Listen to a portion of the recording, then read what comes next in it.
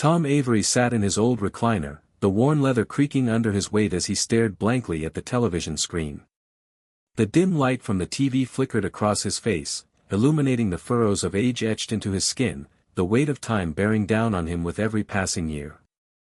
The news anchor's voice buzzed in the background, detailing SpaceX's latest achievement. In a groundbreaking development, SpaceX's Starship is set to make Mars colonization a reality, the anchor said, her tone filled with excitement and awe. Elon Musk's vision for humanity's future beyond Earth is now within reach, with launches expected in the next decade. The era of interplanetary travel is no longer a dream, it's a plan. Tom barely heard the rest of the report. He'd heard about Musk and his ambitious plans before, of course. Who hadn't? But today, the news seemed to strike him harder than usual. He had followed Musk's career from the beginning, watching the billionaire entrepreneur turn impossible ideas into tangible achievements. Tesla's electric cars, the reusable rockets, the solar energy revolution. Musk was the kind of person who defied the conventional, who bent the rules of science and business with a reckless abandon that most would never dare.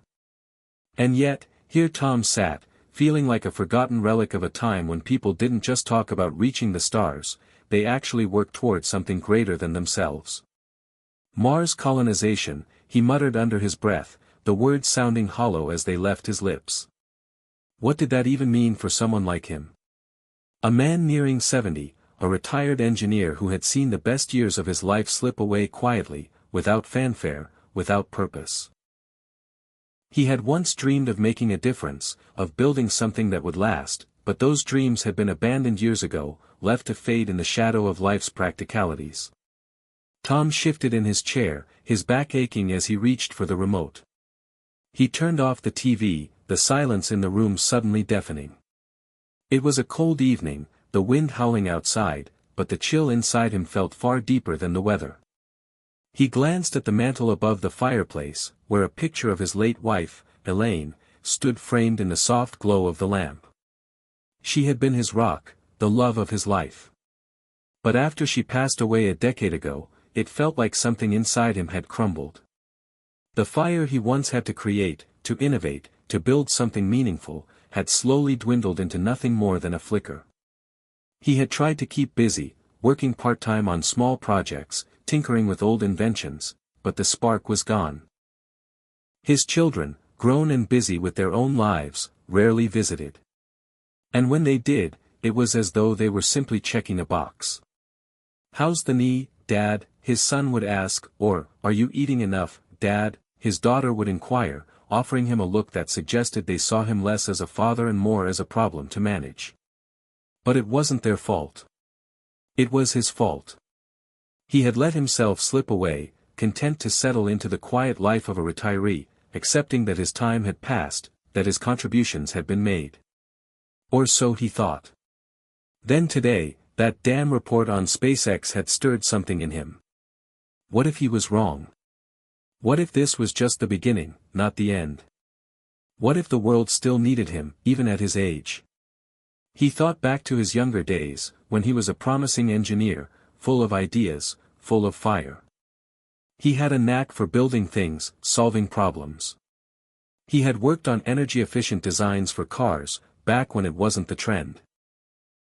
But he had let those dreams fall away when life demanded his attention in other ways. Bills to pay, mouths to feed, a family to support. He had pushed aside his ambitions for practicality, and slowly, over time, the world had moved on without him. But what if he didn't have to be left behind? What if now was the time to do something big again, to break out of the cage of his own complacency? Elon Musk had proven that age, failure, and setbacks were not the final word in one story.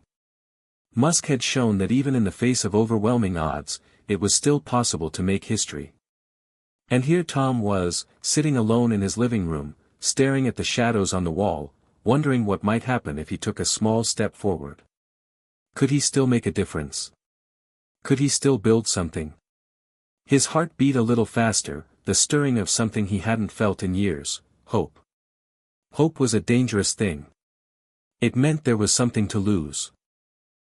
But hope also meant possibility, and for the first time in a long while, Tom realized that maybe it wasn't too late to reach for the stars. Maybe it wasn't too late to start something new.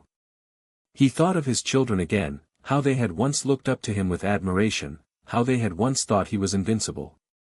But somewhere along the way, he had let them see him as weak, as someone who had given up. And perhaps that was the hardest part, knowing that they, too, saw him as someone who was fading. He clenched his fists, the old engineer in him coming to life. He wasn't done. Not yet.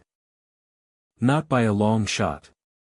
A small idea took root in his mind. Maybe it wasn't about building rockets or colonizing Mars. Maybe it was about rediscovering his own sense of purpose, his own contribution to the world.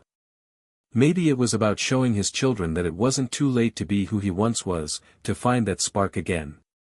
And so, sitting in that chair, in the dark, Tom Avery made a decision. He would find that spark. And he would let it burn. Hit subscribe and leave a comment with where you're watching from. This story might just spark a new beginning. What's one thing that always pushes you forward, even when things get tough? Tom Avery stood at the kitchen counter, staring out the window at the quiet suburban street. The morning sun was casting long shadows over the pavement, and the trees swayed lazily in the breeze. Everything outside seemed peaceful, settled, predictable, a stark contrast to the storm of thoughts swirling in his mind. He reached for his coffee, now lukewarm, and took a sip, the bitterness of it mingling with the dryness in his throat. It had been years since he'd felt truly alive, and the weight of that realization was a heavy burden.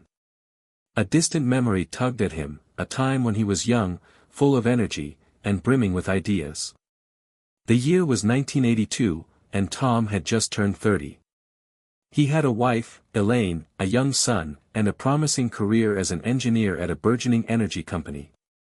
They had bought their first house in a quiet neighborhood much like the one he was standing in now. Back then, the world was full of promise.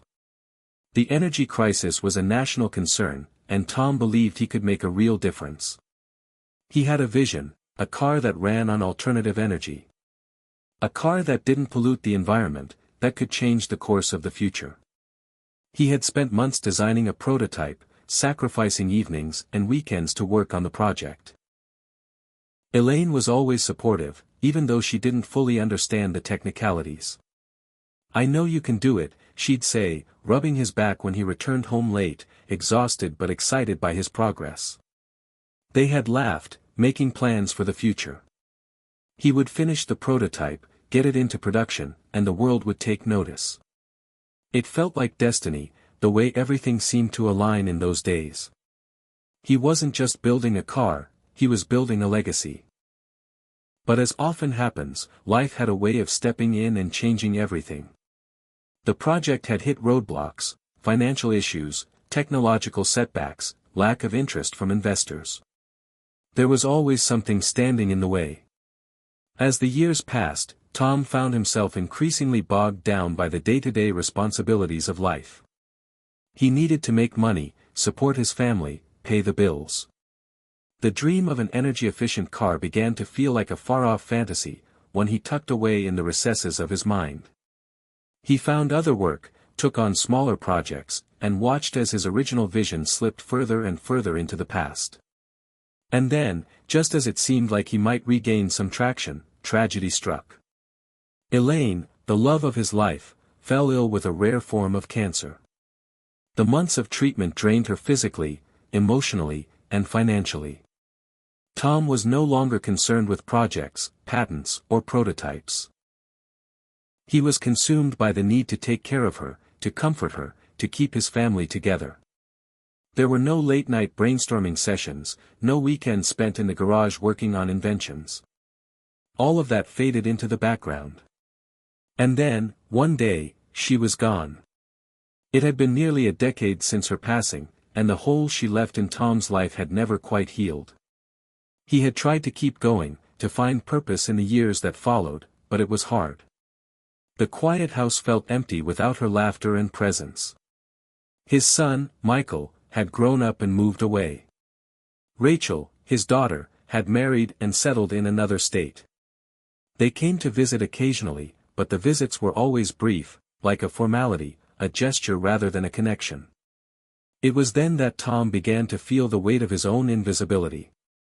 At first, he had tried to fill the void with hobbies, woodworking, gardening, taking long walks in the park, but nothing seemed to matter.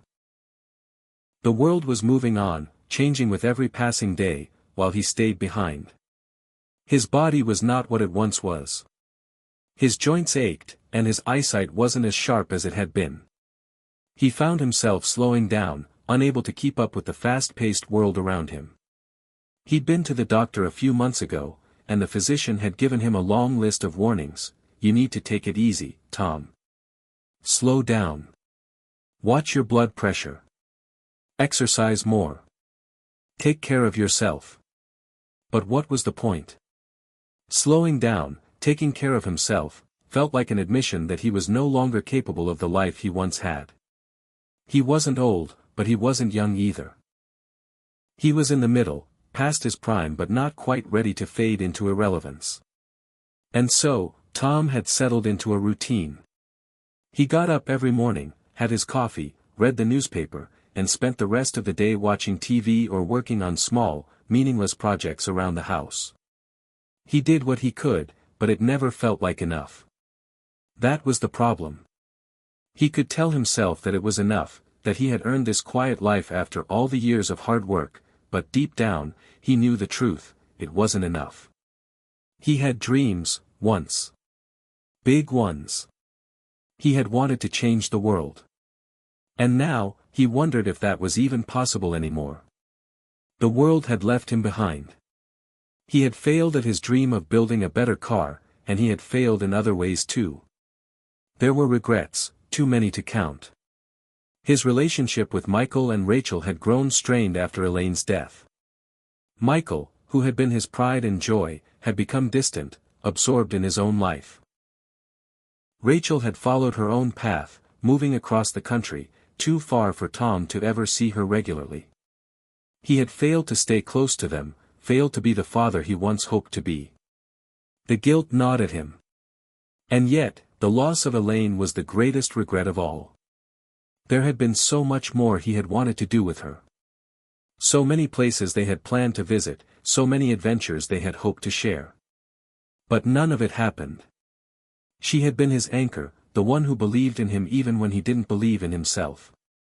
Without her, he had lost the direction that had once guided him. So here he was, at 67 years old, wondering if it was too late to start over. Wondering if he even had the energy, the drive, the will to chase a dream again. His thoughts were interrupted by the sound of the front door opening. He looked up to see his son Michael standing in the doorway, a sheepish look on his face. "Hey, Dad. Got a minute?" Michael asked, his voice betraying the weariness of someone who had too much on his plate. "Of course, Mike. Come on in." Tom gestured toward the living room. Michael sat down across from him, looking at him with an expression that Tom couldn't quite read. "You doing okay?" Michael asked, his eyes flicking to the coffee cup in Tom's hand. "Yeah, just the usual. You know me." Tom gave a small, half-hearted smile. "What about you? How's everything going with work?" Same old, same old. Busy, stressed, you know how it is." Michael hesitated, as though unsure how to continue. "Listen, Dad, we've been talking about it, and Rachel and I think it might be time for you to look into some extra help. You know, someone to come by and check in on you, make sure you're okay." Tom's heart sank. He had expected it, of course, had known this conversation was coming. But it still hurt to hear. "I'm fine, Mike. I don't need anyone looking over me. I know you think that, but it's not about that. It's about making sure you're safe. You're not getting any younger." Michael's voice softened, but the underlying concern was still there. "Just think about it, all right?" Tom nodded, but his mind was already elsewhere. As much as he hated to admit it, he knew Michael was right. The world was moving on, whether he wanted it to or not. He wasn't the man he had been, and the world no longer saw him as the engineer who could change it. And maybe that was the hardest part, to know that the world had moved on without him. But maybe, just maybe, that could change. Maybe it wasn't too late. Maybe the fire still burned inside him. Tom sat in his recliner, the weight of Michael's words hanging heavy in the air. The conversation had ended with a few awkward silences and a promise that Michael would check in later. But as the door clicked shut behind him, Tom felt the sting of loneliness creep back into his bones. He wasn't getting any younger. The words echoed in his mind like an old song he couldn't escape. He'd heard them before, but today, they felt different, more real, more urgent. It wasn't the first time someone had suggested he needed help. His daughter Rachel had said the same thing on the phone last month. "Dad, maybe it's time to have someone come by, just to make sure you're not alone all the time." And before that, his neighbor, Mrs. Johnson, had practically begged him to come to one of the senior gatherings at the community center. "It's good for your health, Tom," she'd said with that knowing look in her eyes. "You need people, and people need you." But he'd declined every offer, every suggestion, not because he didn't appreciate the concern, but because it made him feel like he was being written off. Like he was already becoming a project, a problem to be solved rather than a man with a future still to shape. "I don't need people," Tom muttered to himself, his voice thick with bitterness. "I don't need anyone's pity." He glanced at the clock. It was nearly 3 p.m. His routine was a tightly wound series of moments: wake up, coffee, read the paper, watch the news, eat dinner, go to bed. The same thing, every day. And when something broke the routine, like Michael's visit, it felt like a disturbance in the fabric of his existence, an unwelcome reminder of just how small and predictable his world had become. The flickering images on the TV didn't help either. Another news segment about SpaceX's latest test flight. This time, the Starship was one step closer to its goal of reaching Mars. Elon Musk's face appeared, talking about the future of space travel, about colonizing other planets, about humanity's potential to break free from the Earth's gravity. Musk's words were always stirring, inspiring even. But for Tom, they felt like a distant dream, something far beyond his reach. He had lived through the golden age of space exploration, when Neil Armstrong first set foot on the moon, when rockets were symbols of hope and discovery. But that was before. Now, space felt like something for the young, the bold, the dreamers. He wasn't a dreamer anymore. His dreams had crumbled years ago, replaced by the stark reality of everyday life. A life that had, for far too long, been marked by unfulfilled potential. "Too old," Tom said aloud, the words slipping out before he could stop them. "Too old to start over. Too old to make a difference. Too old to matter." These were the thoughts that had slowly taken root in his mind over the years. It had started out as a subtle whisper in the background of his consciousness, a nagging feeling that maybe, just maybe, he was running out of time. But now, it was a loud, harsh scream that filled every quiet moment. The world was moving on without him, and he wasn't sure he had the strength to catch up. And yet, something deep inside him, a flicker, a spark, refused to be extinguished. Tom had always been the kind of man who didn't back down easily. He had a stubborn streak, one that had helped him survive the hardest moments of his life. He had once rebuilt his own life from the ground up after losing everything: his wife, his career ambitions, even his health. But this was different. This wasn't about rebuilding. This was about something bigger. Something more profound. Could he still do something that mattered? Could he still change the world, or was he just waiting for a world that no longer cared? He closed his eyes and leaned back in his chair, feeling the weight of age settle around him like an invisible cloak. He thought back to his younger years, to the time when he felt invincible, when he believed that anything was possible. He had been an engineer, full of hope, full of ideas. He had been driven by a sense of purpose that now seemed lost, replaced by resignation. But what if it wasn't too late? What if the fire inside him, the one that had driven him all those years ago, could still burn. The thought sent a ripple of excitement through his chest, but it was quickly followed by a wave of doubt. What was he thinking? He was 67 years old. His body ached when he moved. His memory wasn't what it used to be. Could he really compete with the younger generation?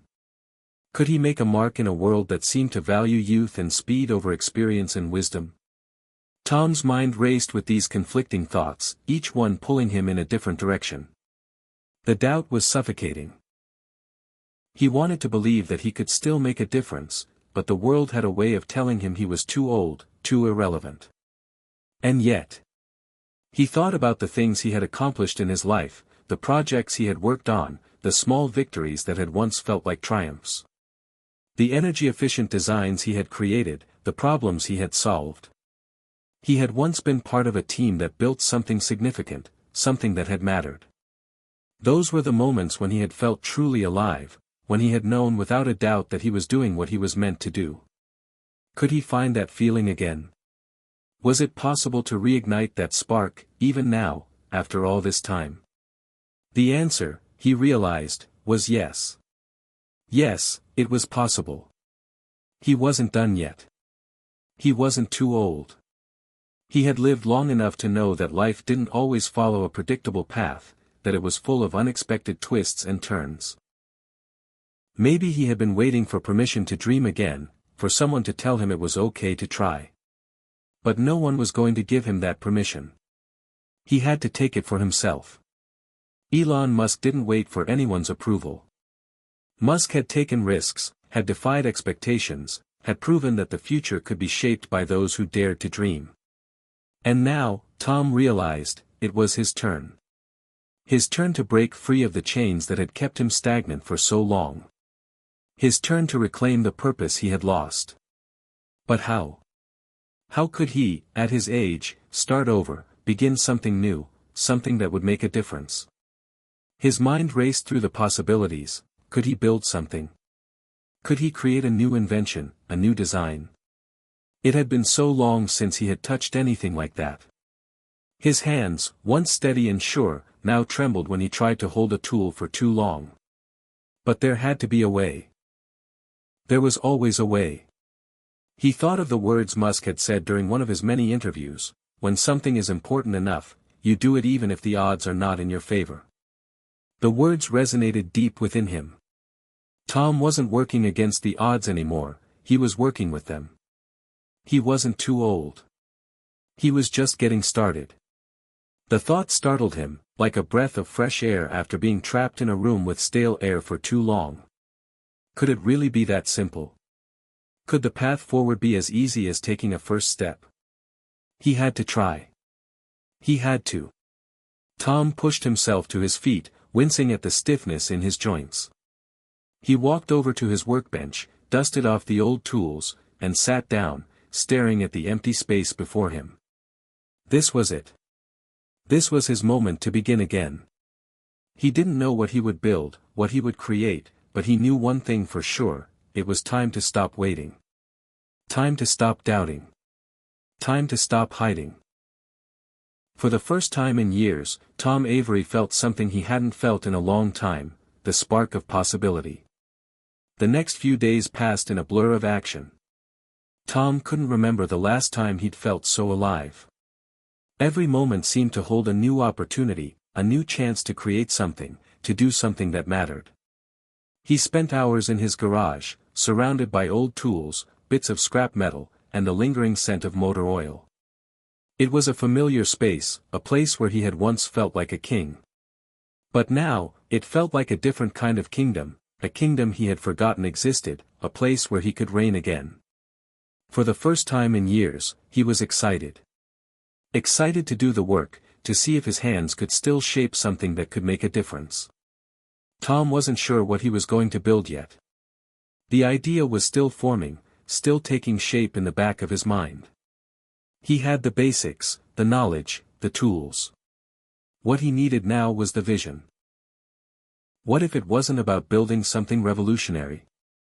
What if it was about taking the small steps, the ones that seemed insignificant at first but ended up being the most important? He could build a small prototype, something to test his skills again, something to reignite his sense of purpose. And then, one evening, as he was flipping through some old engineering journals, he saw it. A simple concept. A design for a new kind of solar-powered water heater. It wasn't as grandiose as a rocket or a self-driving car, but it was something. Something that could help people. Something that could make a difference in a world that was increasingly focused on sustainability and clean energy. It was a start. The next morning, Tom went to the hardware store, purchasing a few pieces of metal, some pipes, and a few other materials he needed for the prototype. He was surprised at how quickly he slipped back into the rhythm of building. His hands, though stiff with age, seemed to remember the motions. He worked late into the night, his mind focused on nothing but the task at hand. It wasn't easy. There were moments when frustration crept in, when a joint wouldn't fit properly, when the materials didn't align as he had hoped.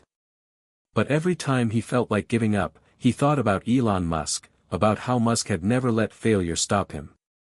Musk had launched rockets into space and watched them explode, but he kept going. He hadn't given up. So, neither would Tom. By the end of the week, Tom had a working model of the water heater. It wasn't perfect, there were still a few kinks to work out, but it was a start. He had built something again. And that feeling, the feeling of accomplishment, was worth more than any paycheck, any recognition. For the first time in years, Tom felt like he had a purpose again. He sat down on his workbench, staring at the prototype, and smiled. It wasn't the grandest invention. It wasn't going to change the world on its own. But it was his. And for the first time in a long while, that was enough. Later that day, Tom sent an email to his son Michael, telling him about the project. It wasn't much, just a short message, but he felt the need to share it with someone, to let Michael know that he wasn't just sitting idly by anymore. Michael replied the next day, his tone cautious but interested. "Sounds cool, Dad. Maybe I could come by this weekend and take a look at it." Tom smiled at the response. For the first time in a long time, he felt like he was doing something that mattered, not just for himself, but for his family. Maybe, just maybe, this was the bridge he had been looking for, the way to reconnect with the people he had lost touch with over the years. The following weekend, Michael arrived with a cautious but genuine enthusiasm in his eyes. "So, this is it?" he asked, looking at the water heater prototype with a mix of curiosity and skepticism. "Yep," Tom said, his chest swelling with pride. "It's not perfect yet, but it works. I'm still tweaking it, but it's a start." Michael looked at the prototype, then back at Tom. "You really built this yourself?" Tom nodded. "I did. And I plan on making it better." There was a long pause, and for a moment, Tom feared that Michael would dismiss it, brush it off as a hobby, something to fill the empty hours of retirement. But then Michael did something Tom hadn't expected. He smiled. "You know, Dad," Michael said slowly, "I don't know much about this kind of stuff, but it's cool. Really cool. And I'm proud of you. You're actually doing something." The word struck Tom like a bolt of lightning. Proud. For so long, he had felt like he was invisible to his children, like they saw him as a fading figure, someone who had stopped trying. But here was Michael, acknowledging that his father was doing something worth noticing. It was a small moment, but it meant more to Tom than anything else in the world. "Thanks, Mike," Tom said, his voice thick with emotion. "It feels good to be doing something again." Michael sat down beside him, looking at the prototype. "So, what's next?" Tom paused. That was the question, wasn't it? What was next? He hadn't really thought that far ahead. He had been so focused on just getting started that he hadn't considered what might come after. But now that the spark had been lit, he could feel the possibilities unfolding in his mind. "I think I want to refine it, make it more efficient. Maybe find a way to make it cheaper to produce. And who knows? Maybe there's a market for it." Maybe I can take it to the next level. Sounds like a plan, Michael said. I don't know much about this stuff, but I'm sure you'll figure it out. You've always been good at this. For the first time in years, Tom felt a sense of validation, something he hadn't realized he'd been missing. It wasn't just the acknowledgement of his work, it was the feeling that he was no longer invisible, that his contributions, even small ones, were worthy of recognition. It felt like a lifeline, something that pulled him out of the shadows of his own doubts and into the light. After Michael left, Tom sat alone in the garage, staring at the prototype again. It was just a small invention, but it represented so much more. It represented the rebirth of his passion, the rekindling of a fire he had thought long extinguished. And it wasn't just about the water heater. It was about taking action, about doing something, no matter how small, to prove to himself that he still had a place in this world. And then, just as he was about to call it a night, his phone buzzed. It was an email from his daughter Rachel. He opened it, his heart skipping a beat. Dad, I've been thinking about what you said. I think it's amazing that you're working on something again. I'm really proud of you. I'm sorry I haven't been more involved, but I want to change that. I'm coming to visit next month. I'd love to see what you're working on. Tom's eyes welled up with tears as he read the message. It wasn't just the words themselves, it was the meaning behind them. Rachel was reaching out. She was seeing him again. And for the first time in a long time, Tom felt like he mattered. He leaned back in his chair, staring at the water heater prototype. He wasn't done yet. He wasn't just an old man fading into the background. He was Tom Avery. And for the first time in years, he was going to make sure the world knew he was still here. The days that followed felt like a dream. A haze of purpose and possibility that Tom wasn't quite ready to wake from. He had spent most of his life chasing after the big moments, the milestones he thought would define him, the promotions at work, the accolades, the acknowledgments. But this, the work he was doing now, the feeling of creating something once again, was different. It wasn't about recognition. It wasn't about proving anything to anyone else. This time, it was about proving to himself that he still had a place in the world. He threw himself into refining the solar-powered water heater, tweaking every detail, making it more efficient, more reliable.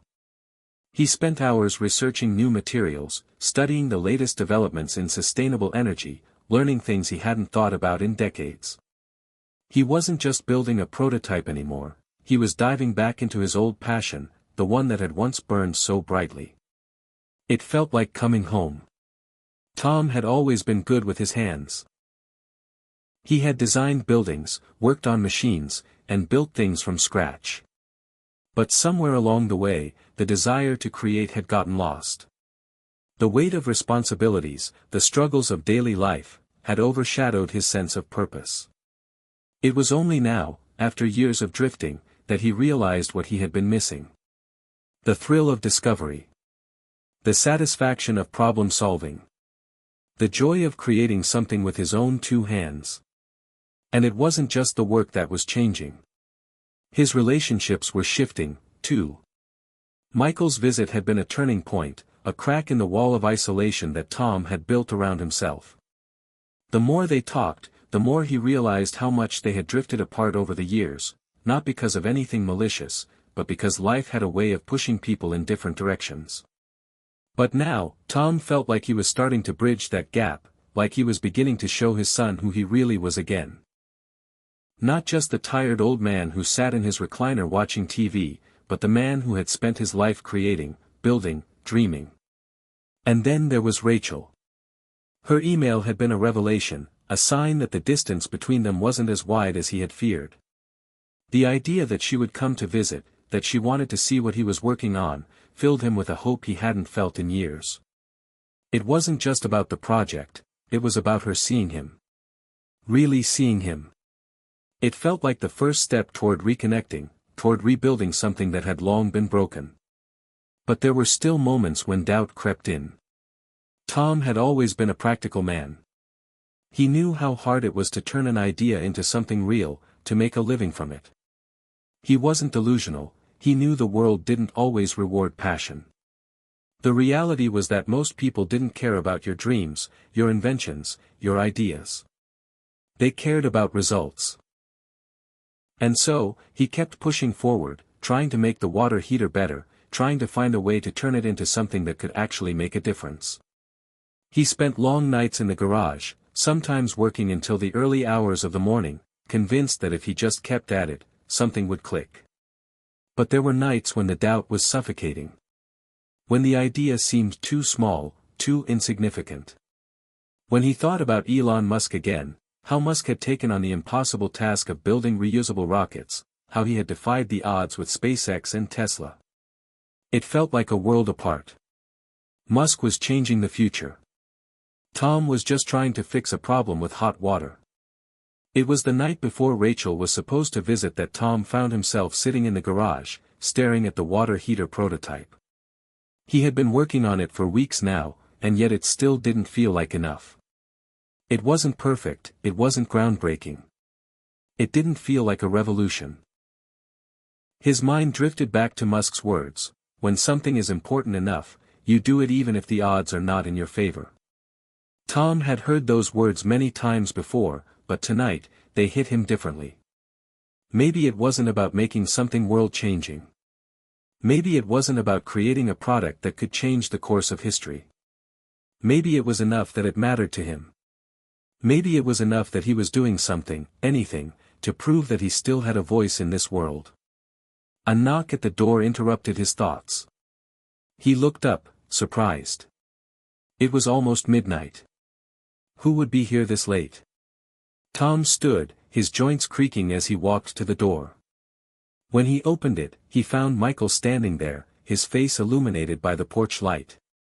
"Hey, Dad," Michael said, his voice softer than usual. "I just wanted to check in. See how you're doing."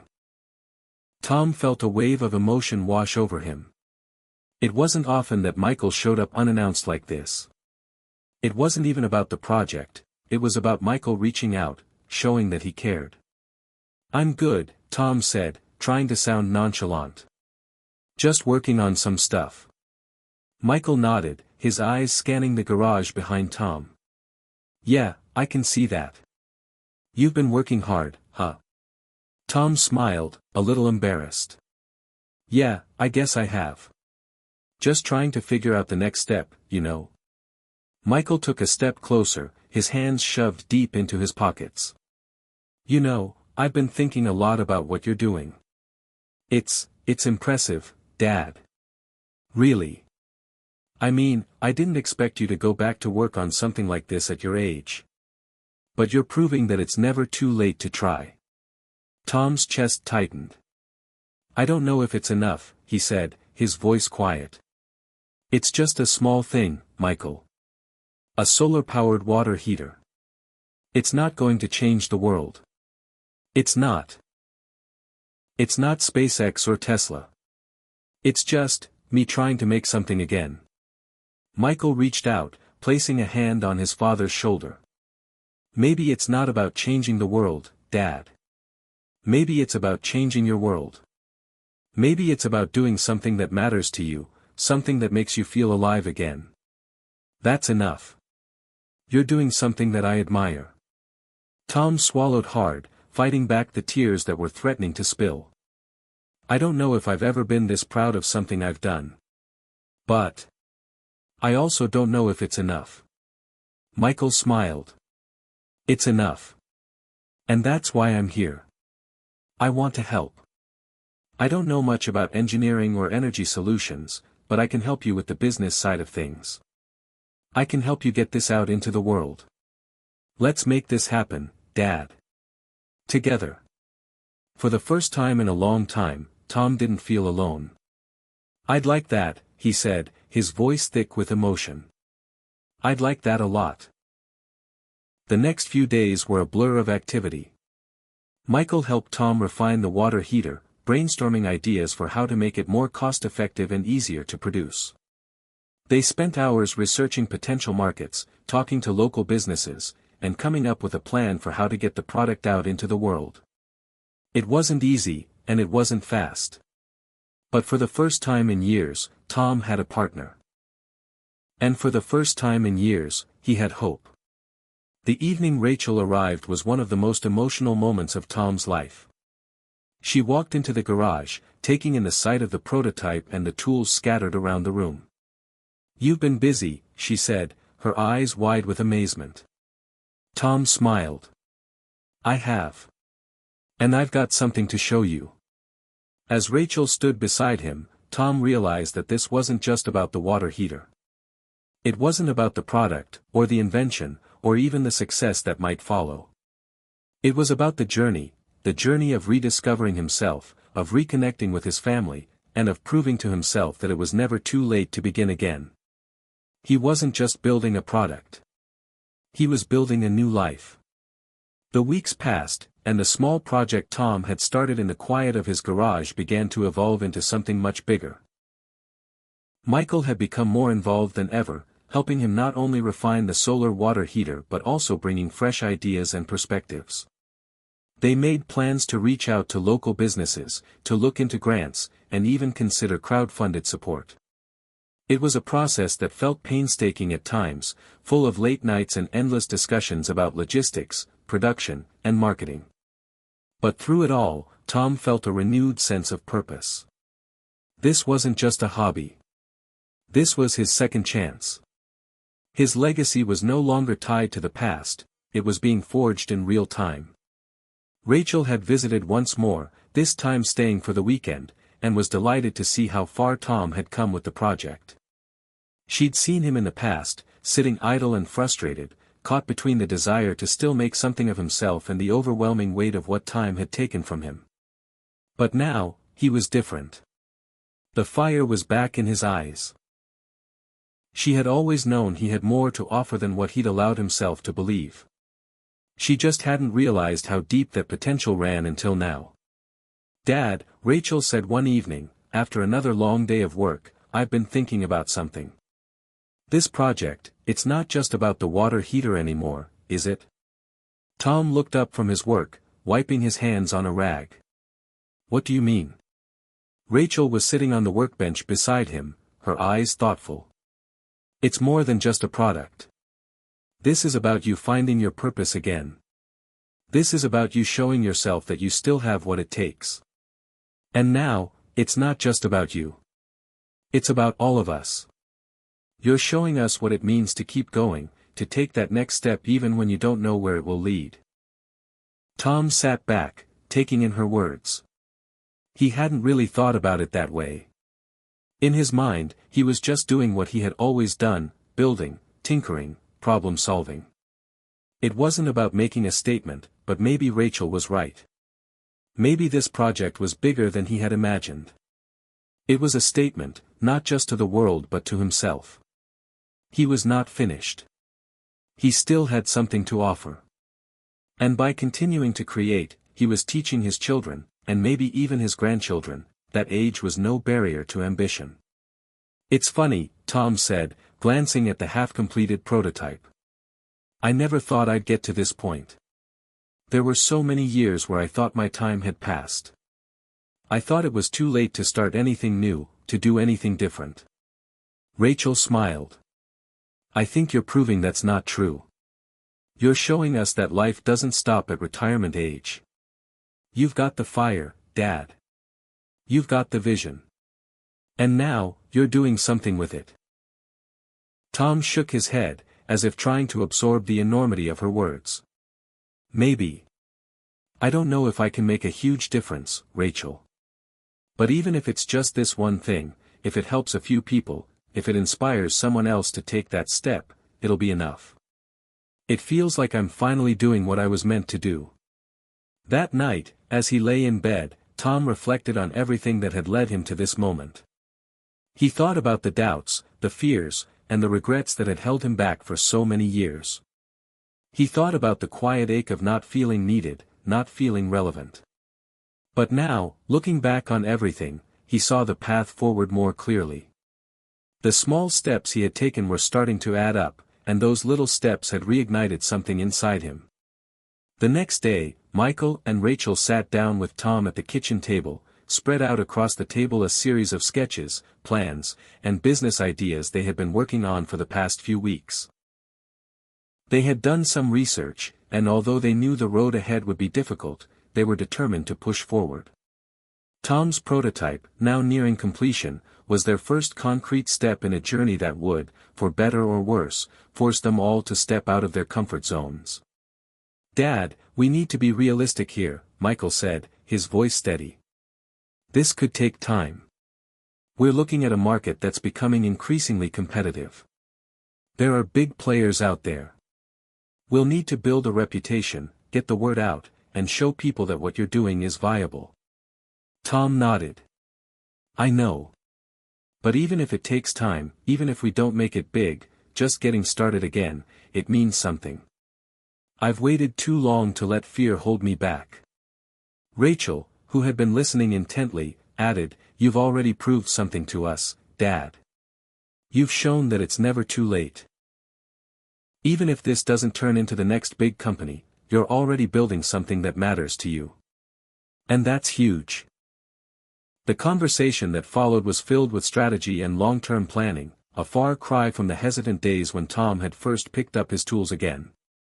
But through it all, Tom felt a quiet sense of satisfaction. This wasn't the end. This was just the beginning. The next few months were a blur of activity. Tom and Michael worked tirelessly to refine the design, seeking advice from engineers, talking to manufacturers, and pitching the idea to local businesses and sustainability-minded organizations. They encountered setbacks and challenges along the way. Manufacturing costs were higher than expected, and convincing others that their product was worth investing in wasn't easy. But through it all, Tom felt something that he hadn't in years: momentum. It was slow, but it was real. Rachel had become their marketing and outreach strategist, using her social media savvy to start building awareness about the project. She launched a blog, shared Tom's story of rediscovery, and slowly but surely, they started to gain traction. Tom wasn't just building a product, he was telling a story. His story.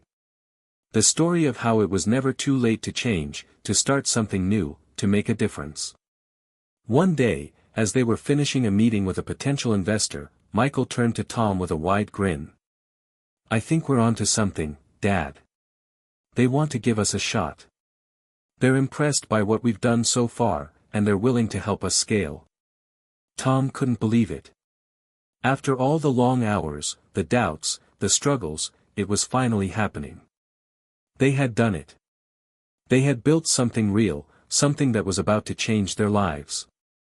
Later that evening, as they celebrated with a simple dinner in the kitchen, Tom felt an overwhelming sense of gratitude. It wasn't just about the potential for financial success. It was about the legacy he was building.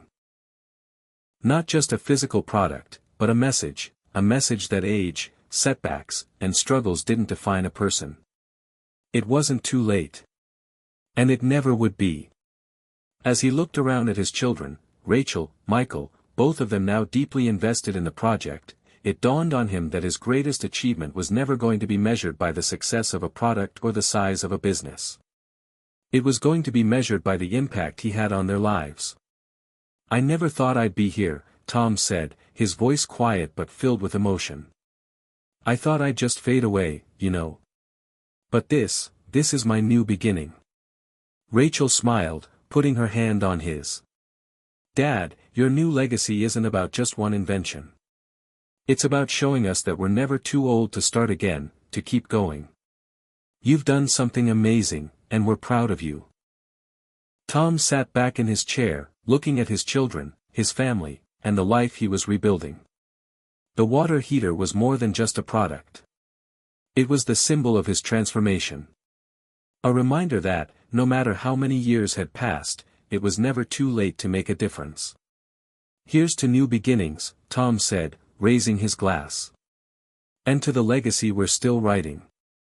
The months following their small victory with the first investor felt like a whirlwind.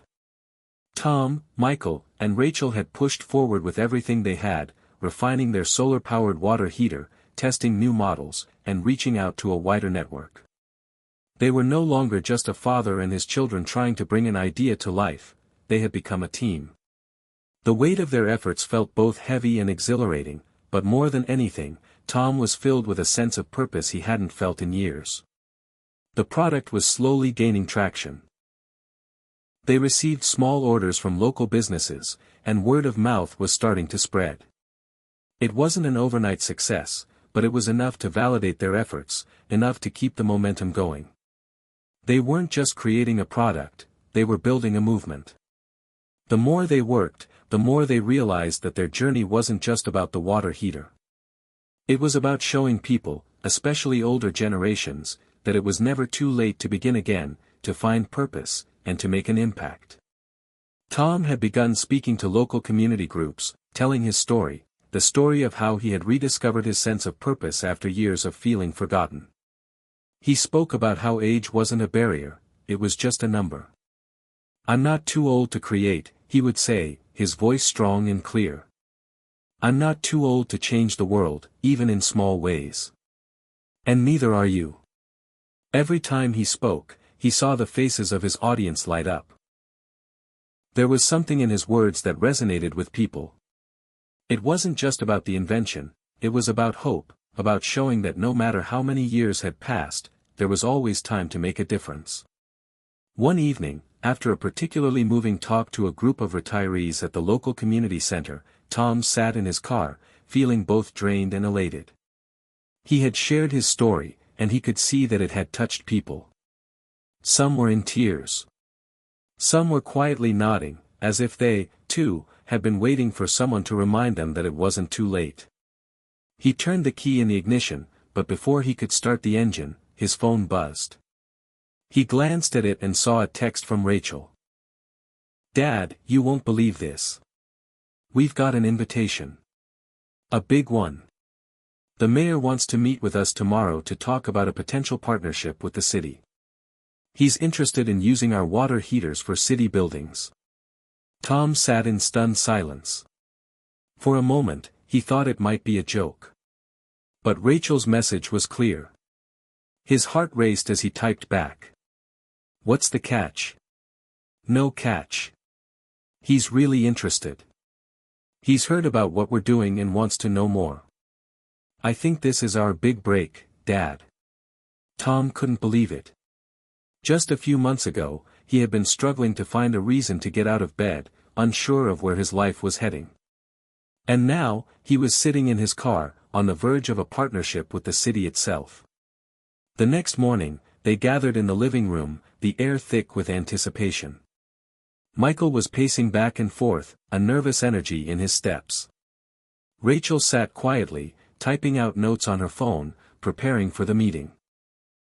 Tom tried to calm his nerves, but even after all these years, he found it difficult to shake the feeling that he was an imposter, that somehow, he wasn't qualified for this, that this success wasn't meant for him.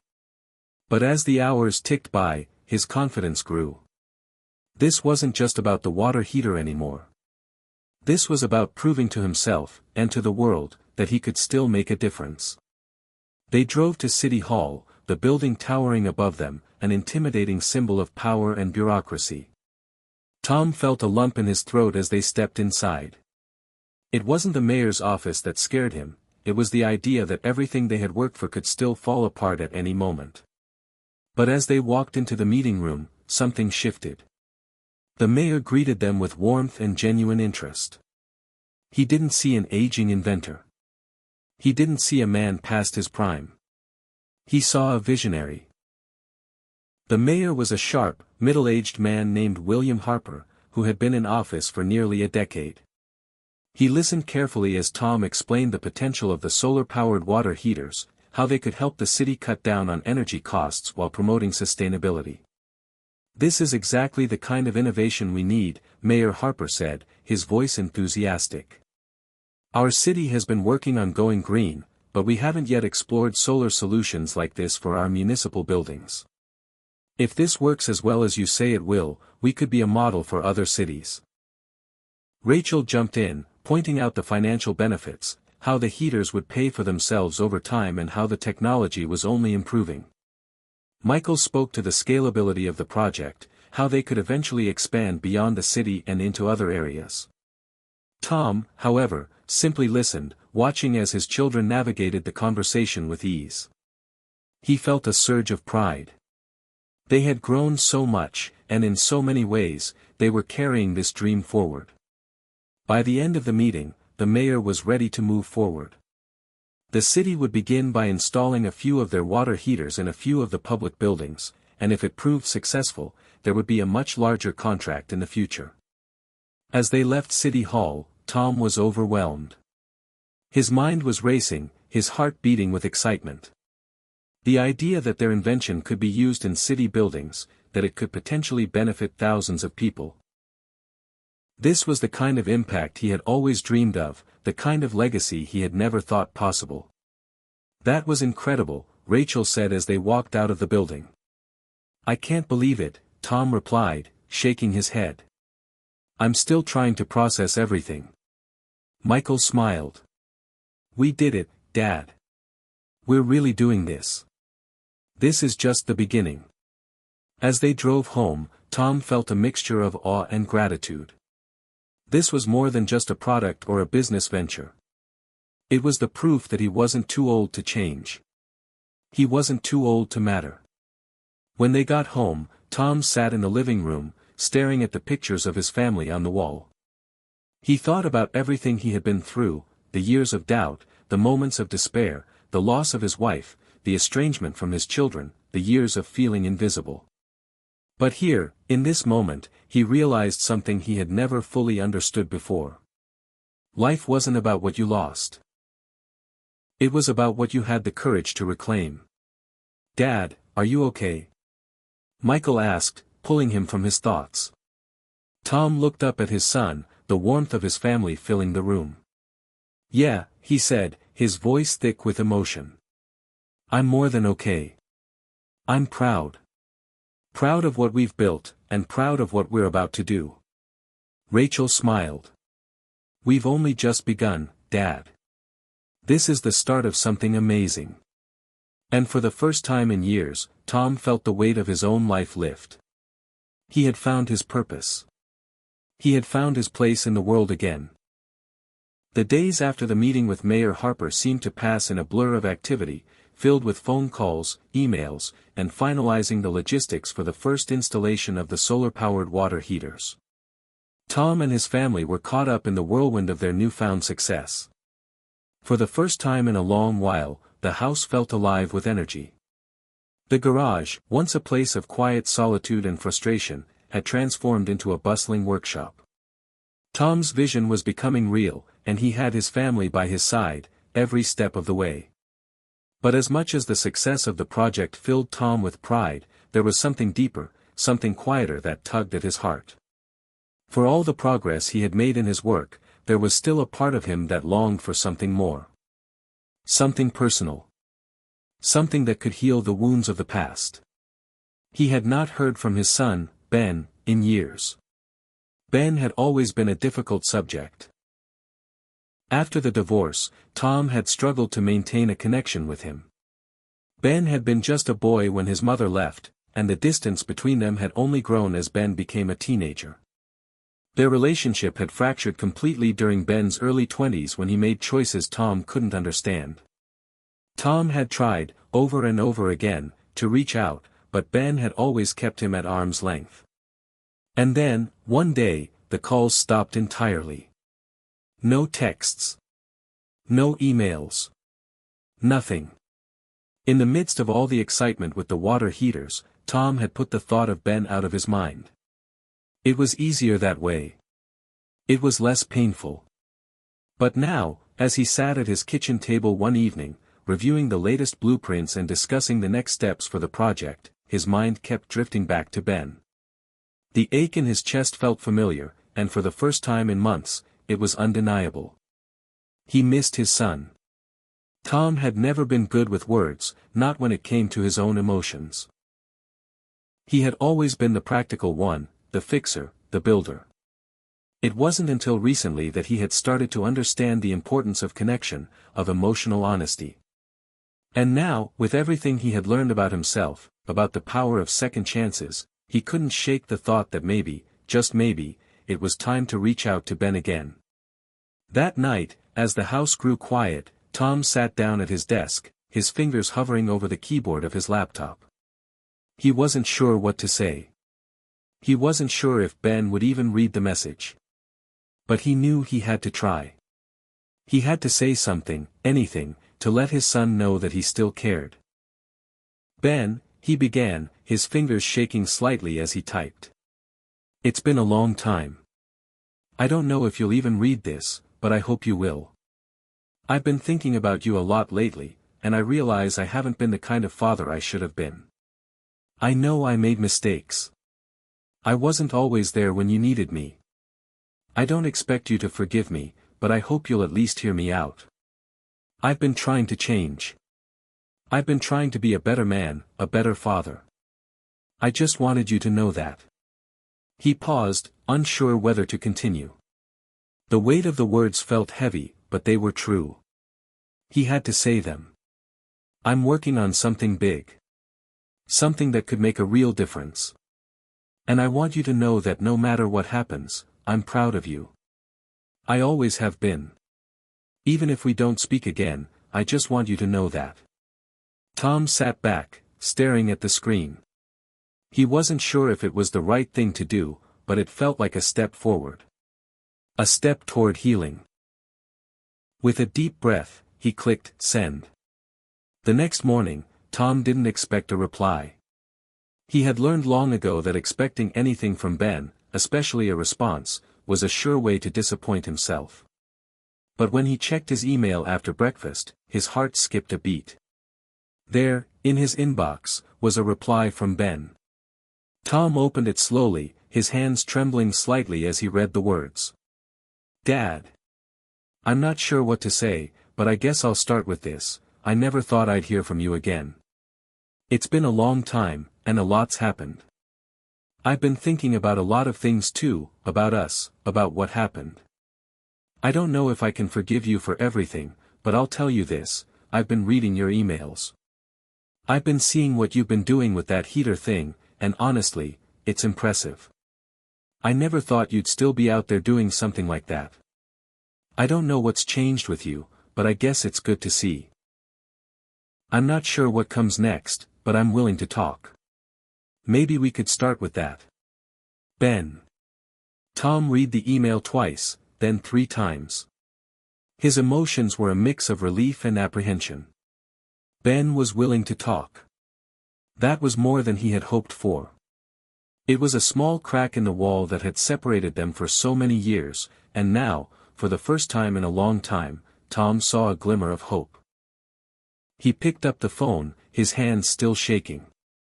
He wasn't sure what to say, but he couldn't wait any longer. He needed to speak to his son. After a few rings, Ben answered. Hello. Ben, Tom said, his voice hoarse, it's Dad. There was a long pause on the other end.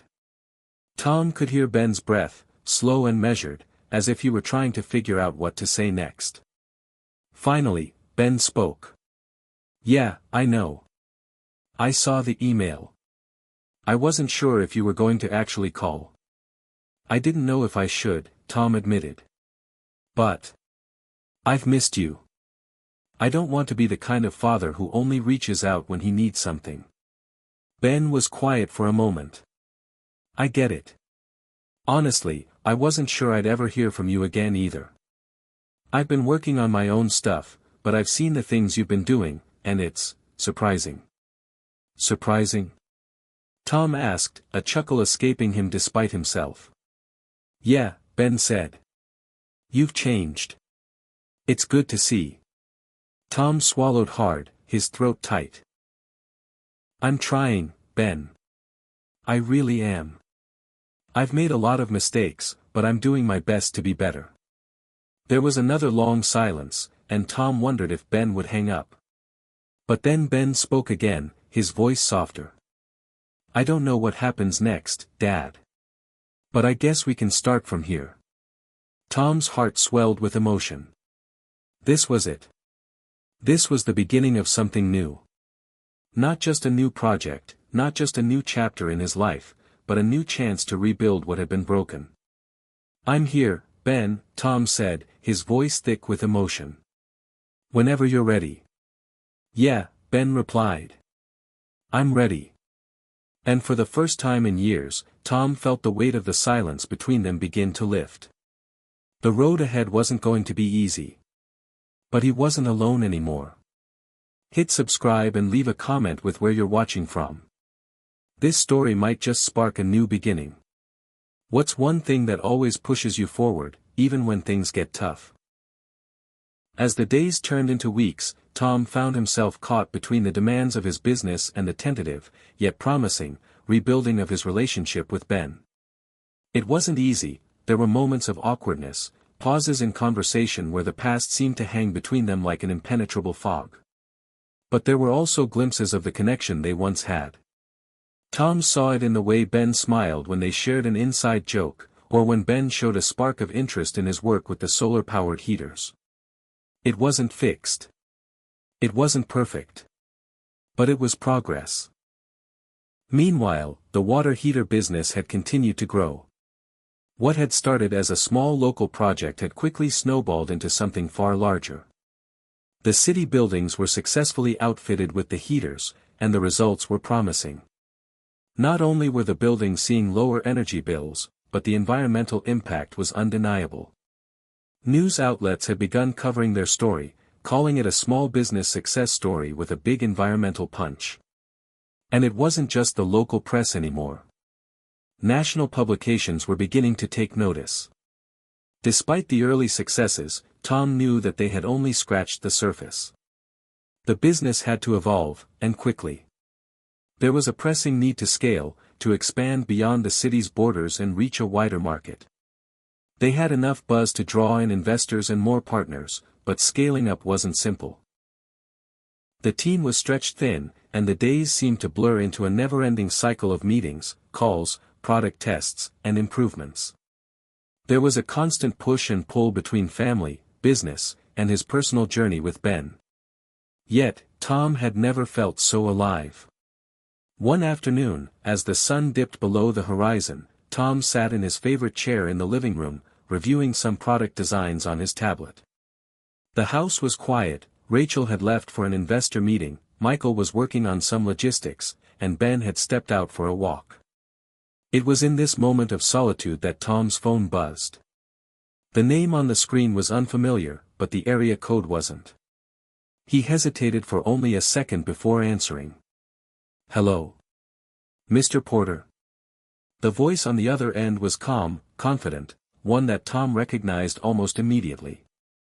"This is Tom Porter," he replied, leaning forward in his chair. "Who's calling?" "This is William Harper. We met a few months ago, the mayor of Silver Ridge." Tom straightened in his chair. "Yes, I remember. How are you, Mayor Harper?" "I'm doing well, thank you. I wanted to follow up on something we discussed during our meeting. I've been in touch with a few other cities about the work you're doing. Some of them are interested in adopting your solar-powered heaters as well. Your technology could really make a difference, and I think we can take this project to a whole new level." Tom felt a surge of excitement. "That's incredible. Which cities?" "Well, a few are smaller municipalities, but one of the bigger ones is Boulder Creek. They're actively looking to reduce their carbon footprint, and they've been in talks with some of their local lawmakers about funding for green initiatives. They want to meet with you, see what you have to offer." The idea of expanding their technology to a city like Boulder Creek was a game-changer. If it worked, it could set a precedent. Tom could hardly believe it. "This is amazing, Mayor," Tom said, his mind racing with possibilities. "When is the meeting?" "I've scheduled it for next week. They'll be bringing in representatives from the local government, along with some business leaders who are interested in sustainability. If it goes well, we could be looking at a citywide installation." Tom sat back in his chair, processing everything. The scale of the opportunity was overwhelming. This could be the breakthrough they'd been waiting for. "Thank you for pushing this forward," Tom said, his voice filled with gratitude. "We'll be ready." He hung up, his pulse racing. He had always known that the potential for something bigger was there, but now, it was no longer a distant dream. It was real. It was tangible. The next step was now in motion, and they couldn't afford to waste any time. He called Rachel and Michael immediately, telling them about the opportunity. They were thrilled, but Tom could hear the anxiety in their voices. The meeting with Boulder Creek was an opportunity they couldn't afford to mess up. The next few days were a blur of preparation. Tom and his team dove into refining their presentation, ensuring everything was perfect. They researched Boulder Creek's sustainability goals, learned about the city's energy needs, and tailored their pitch to address those specific concerns. Every detail was important. This wasn't just another investor meeting, this was the potential for their technology to go mainstream, to become something that could be implemented on a much larger scale. By the time they arrived in Boulder Creek for the meeting, Tom felt a sense of both excitement and nervousness. The stakes had never been higher. If this deal went through, it would mark the beginning of a new chapter for their business. But if it didn't, they would have to start from scratch, hoping that another opportunity would come along. The thought weighed heavily on him, but he pushed it aside. There was no room for doubt, no room for fear. They had come too far. The meeting was held in a sleek, modern conference room at a local hotel. The walls were adorned with environmental posters, sustainability awards, and community initiatives. It was clear that Boulder Creek was serious about their green efforts. Tom, Rachel, and Michael were escorted to the front of the room where a panel of city officials, business leaders, and environmental advocates sat. Tom took a deep breath as he stepped to the front. This was his moment. His family had been waiting for this chance, and now he was ready to take it. He began by telling the story of how their company had started, a small idea from a man who had almost given up on his dreams, and how that idea had grown into something that could help cities save money and reduce their carbon footprints.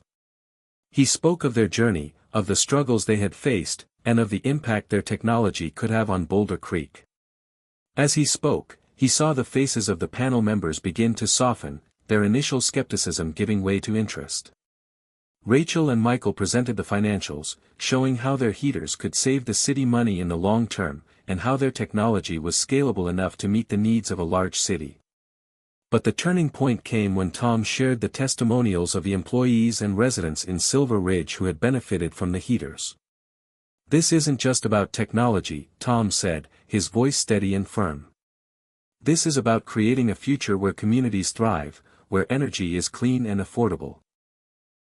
This is about leaving a legacy. For our children. For our grandchildren." As the presentation came to a close, the room fell silent. Tom's heart pounded in his chest. He knew he had done everything he could, but he still wasn't sure how it would turn out. After a long pause, the head of the panel, a woman named Sarah Jensen, stood up. She was a local environmental advocate and a vocal supporter of Boulder Creek's green initiatives. She smiled at Tom and his team. "We're very impressed," she said, her voice calm but filled with authority. "Your technology aligns perfectly with the city's sustainability goals. We'd like to move forward with a pilot program, starting with a few key city buildings." Tom's heart leaped in his chest. A pilot program. It wasn't the full citywide rollout yet, but it was enough to prove that they could make a difference. "Thank you," Tom said, his voice filled with emotion. "We're excited to get started." As the meeting concluded, Tom, Rachel, and Michael exchanged glances. It wasn't over yet, but they had done it. They had broken through. The weeks that followed the meeting with Boulder Creek felt like a whirlwind, but in the best possible way. The pilot program had been approved, and the first few buildings were scheduled to receive the solar-powered heaters. For Tom, it was a moment of validation, but also a new challenge. Now they had to prove that their technology worked on a larger scale, under real-world conditions, where the stakes were higher. But even amidst the hustle and bustle of the growing business, Tom couldn't ignore the changes in his personal life. His relationship with Ben was slowly improving, though it wasn't without its bumps. They had begun talking more often, catching up on old times, sharing stories of what had happened over the years. There were still moments of tension, still the awkwardness of so many lost years, but each conversation felt like a step forward. Ben had visited the workshop once or twice, offering some ideas on how they could improve the efficiency of the water heaters.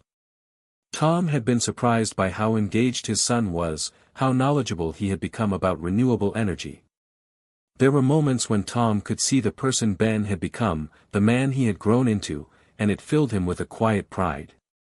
But just as things seemed to be falling into place, Tom found himself facing new doubts.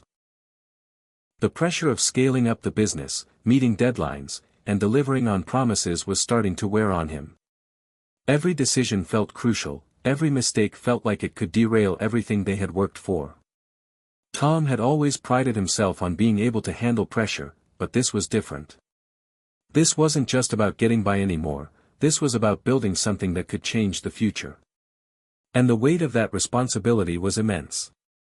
One night, after another long day of meetings and calls, Tom found himself alone in the kitchen, nursing a cup of coffee. Rachel had gone to bed early, Michael was catching up on paperwork, and Ben had stayed at a friend's place for the night. It was quiet, almost eerily so, and Tom found himself reflecting on everything that had led him here. The struggles, the setbacks, the moments when he thought it was all too much to handle. But somehow, he had pushed through. And now, for the first time in a long while, he was on the verge of something big, something that could change his life, his family's future, and perhaps even the world. But the pressure, the constant weight of it, was beginning to feel like a shadow that followed him everywhere. He couldn't shake the feeling that he was being stretched too thin, that he was close to burning out. He had always been able to take care of things, but now, he wasn't so sure. The sound of a text message broke through his thoughts. It was from Ben. "Hey, Dad. Got a minute? I want to show you something." Tom glanced at the clock. It was late, but he smiled, setting his coffee mug down. It was rare for Ben to reach out like this, and even rarer for him to ask for advice. "I'll be up in a few," Tom texted back. He walked upstairs to Ben's room, knocking gently on the door before opening it. Ben was sitting at his desk, a laptop open in front of him. There was a determined look on his face, one Tom hadn't seen in a long time. "What's up?" Tom asked, leaning against the doorframe. "I've been thinking," Ben began, his voice a little hesitant but filled with a quiet excitement. "About the heater project. I think there's a way to make the design more energy efficient. I've been working on some modifications to the circuit boards, and I think they could increase the output without adding extra cost. But I need your opinion." Tom raised an eyebrow, surprised. "You've been working on this on your own?" Ben nodded. "Yeah. I know I don't have all the experience you do, but I've been learning. I've been researching renewable energy, and I've got a few ideas I want to run by you." Tom walked over to the desk, his curiosity piqued. Ben wasn't just offering his help, he was presenting a solution. Something tangible. Something that could improve the technology they were working on. For a moment, Tom forgot about his own worries, his own exhaustion. This was what he had been waiting for, an opportunity to connect with Ben on a deeper level, to work together, to build something. As Ben explained the modifications he had in mind, Tom listened intently, his mind racing through the possibilities. It made sense. The changes Ben was proposing could improve efficiency, lower production costs, and increase the overall lifespan of the heaters. It wasn't a small tweak, it was a game changer. And it was exactly the kind of breakthrough Tom needed.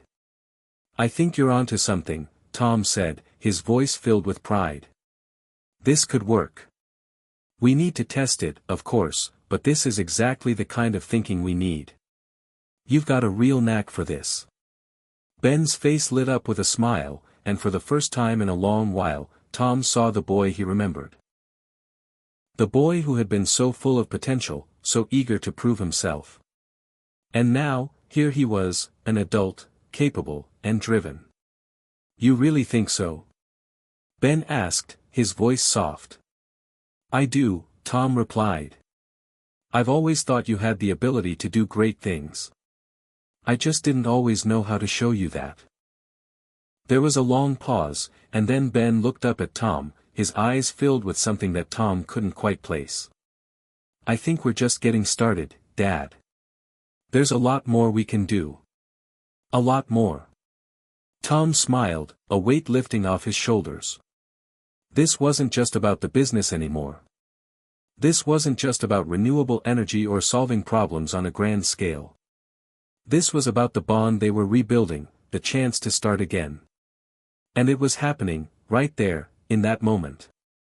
As Ben showed Tom the details of his design, the conversation drifted away from work.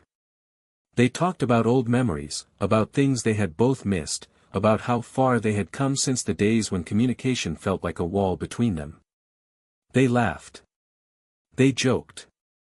It felt like they were finding each other again, not just as father and son, but as equals, partners in something bigger than either of them. By the time they finished discussing the modifications, it was well past midnight. Tom stood up, stretching his stiff back. I think it's time for bed, huh, he said, chuckling. Ben grinned, but then he hesitated for a moment, as if unsure of how to say what was on his mind. Finally, he spoke. Dad. I just want to say I'm proud of you. I know we've had our issues, but you've really turned things around. You've shown me what it means to never give up, to keep going even when things seem impossible. Tom's heart swelled. The words, simple as they were, meant more than Ben could know. I'm proud of you, too, Ben. You've got a gift. And I'm lucky to have you as my son. For a moment, the weight of everything that had come before, of the struggles, the lost time, the missed opportunities, seemed to fade away. It didn't matter anymore. What mattered was what was happening now, the chance to move forward together. Good night, Dad, Ben said, standing up from his chair and clapping Tom on the shoulder. Good night, Ben. As Tom left the room, he felt a deep sense of peace. The road ahead wasn't easy. There would be challenges. There would be setbacks. But for the first time in a long time, Tom felt ready. He wasn't alone in this. And neither was Ben. Together, they were building something more than just a business, they were building a future. The morning after their conversation, Tom woke up early, feeling energized in a way he hadn't for weeks. The pilot program in Boulder Creek was moving forward, and they were getting closer to the day when the first buildings would be outfitted with their solar-powered heaters. But today was important for another reason. The team was finally going to test the new design that Ben had suggested.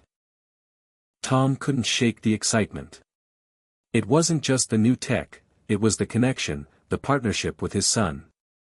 Ben had always been smart, driven, and talented, but for the first time in years, Tom saw him as an equal, not just a kid who had been hard to communicate with. They were collaborators now, working toward the same goal. And that felt like a new beginning. The test site was an old community center, one of the first buildings in Boulder Creek to be selected for the pilot program. Tom, Ben, Rachel, and Michael had arrived early to oversee the installation. The crew had already begun setting up, placing the solar panels on the roof and installing the wiring for the new system. As they worked, Tom kept an eye on Ben, who was knee-deep in the technical aspects of the installation, helping troubleshoot any issues that came up. Rachel was busy reviewing the contract terms with the local government officials, ensuring that everything was in place for the official launch. Meanwhile, Michael was organizing the logistics for the next round of installations, working to ensure that everything stayed on schedule. It was clear that everyone was invested, but Tom's focus was squarely on Ben. This was the moment, the test that could prove not only the viability of their technology, but also the strength of the bond they were rebuilding. Ben's hands moved deftly as he adjusted the control panel, his concentration intense. Tom walked over and stood beside him, watching as Ben made a few final tweaks. How's it going? Tom asked, trying to mask the excitement in his voice. It's going great, Ben replied without looking up.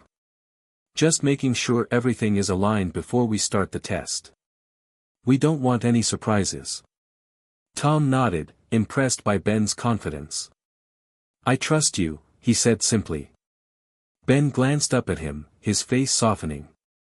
Thanks, Dad. The moment felt significant. It wasn't just about the heaters or the test. It was about something deeper. A realization that, after all these years, they had finally reached a place where they could work together, support each other, and succeed together. Tom's thoughts were interrupted as the project manager approached, holding a clipboard in his hands. We're ready to begin the test, Mr. Porter, he said. Tom nodded, taking a deep breath. Let's do it. The crew stepped back, and everyone gathered around as the system powered up for the first time. The solar panels began collecting sunlight, feeding energy into the heaters. For a few moments, nothing happened. Then, slowly, the lights inside the building flickered to life, and the heaters began to hum quietly, just as they were designed to. Tom's heart raced as he watched the readings on the control panel. The temperature inside the building was rising, just as they had expected. Ben was watching the numbers closely, making adjustments as needed, but everything seemed to be functioning perfectly. This is it, Tom said, almost to himself. This is really it. Rachel stepped up beside him, smiling. It's working. It's really working. They all stood there for a few minutes, watching the system come to life, feeling the weight of everything they had worked for, the countless hours, the sleepless nights, the doubts and fears, all coming together in this one moment. Tom looked at Ben, who was still absorbed in the controls, a look of quiet satisfaction on his face. For a moment, Tom wondered if Ben had realized the significance of this moment, not just for the business, but for their relationship. This was a turning point, one they would remember for the rest of their lives. As the test continued, everything appeared to be going according to plan. The temperature was rising steadily, the system was efficient, and there were no glitches or failures. It was working better than expected. But then, just as they were starting to relax, the control panel began to beep loudly. Tom's heart skipped a beat. He rushed over, Ben right behind him, and studied the readings. Something's wrong, Tom said, his voice tight with tension. What is it? Ben quickly began analyzing the data, his eyes scanning the screen. It looks like there's a surge in energy. The system is drawing more power than we anticipated. Tom's mind raced. They had accounted for the energy needs of the building, but this wasn't expected. They couldn't afford a failure now, not when they were so close to proving their technology on a larger scale. Can we shut it down? Rachel asked, concern in her voice. I don't know, Ben replied, still looking at the control panel. I need to isolate the problem. Ben, Tom said, his voice calm but firm. Is there a way to fix this quickly? We need this test to pass. Ben nodded, but his face was tight with focus. I think I can fix it. Give me a minute. The seconds ticked by like hours as Ben worked, his fingers flying over the controls. Tom stood by, watching the scene unfold, his mind racing through the implications of this failure. If they couldn't fix it now, the entire pilot program could be jeopardized. If they didn't get this right, the city of Boulder Creek might lose faith in them. They needed this. Tom glanced over at Michael and Rachel, both of them clearly on edge, but trying to stay calm. Michael paced back and forth, his eyes glued to the readings, while Rachel looked like she was mentally calculating the worst-case scenarios. Tom couldn't help but admire their ability to hold it together under pressure. It wasn't easy, but they had all been through worse. Come on, Ben, Tom muttered under his breath. You've got this. And then, finally, Ben looked up from the control panel, his face lighting up. I think I've got it. He quickly made a few final adjustments, and the system began to stabilize. The beeping stopped. The temperature continued to rise, but at a steady, predictable rate. The lights flickered on brighter, and the heaters hummed quietly in the background. "Everything looks good," Ben said, a look of relief washing over him. Tom exhaled, his heart still racing. "Good job, son." Rachel, Michael, and the rest of the team gathered around, all of them visibly relieved. "It's working," Rachel said, a grin spreading across her face. "We did it." But Tom knew that they couldn't stop here. This was just the first test. There would be more challenges ahead, more obstacles to overcome, more opportunities to prove that their technology was viable on a larger scale. But in that moment, with the system running smoothly and the team standing together, Tom knew that they were on the right path. This was their breakthrough. And for the first time in a long time, Tom felt something he hadn't in years, a sense of hope, a belief that no matter what came next, they could handle it. Together. The following weeks passed in a blur of activity. After the successful test at the Boulder Creek Community Center, Tom and his team were riding a wave of optimism. Word of their innovative solar-powered heater had started to spread, and soon they were getting calls from other towns, from municipalities looking to reduce their carbon footprint and embrace renewable energy. It felt as if the world was suddenly waking up to their potential. But even with the progress, Tom could sense the pressure building.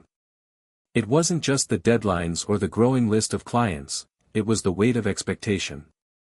Every success only made the stakes higher, and Tom was beginning to feel the strain. It wasn't just about the business anymore, it was about proving something to himself, to Ben, to the world.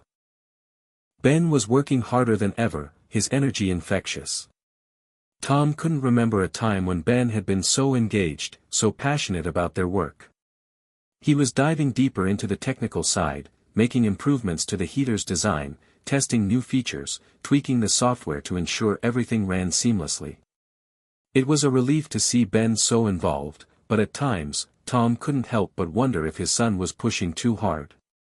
One evening, Tom and Ben were working late at the shop, surrounded by stacks of paperwork, half-finished prototypes, and various gadgets in various stages of assembly. The hum of the lights above was the only sound filling the room as Ben carefully adjusted the wiring on one of the newer heaters.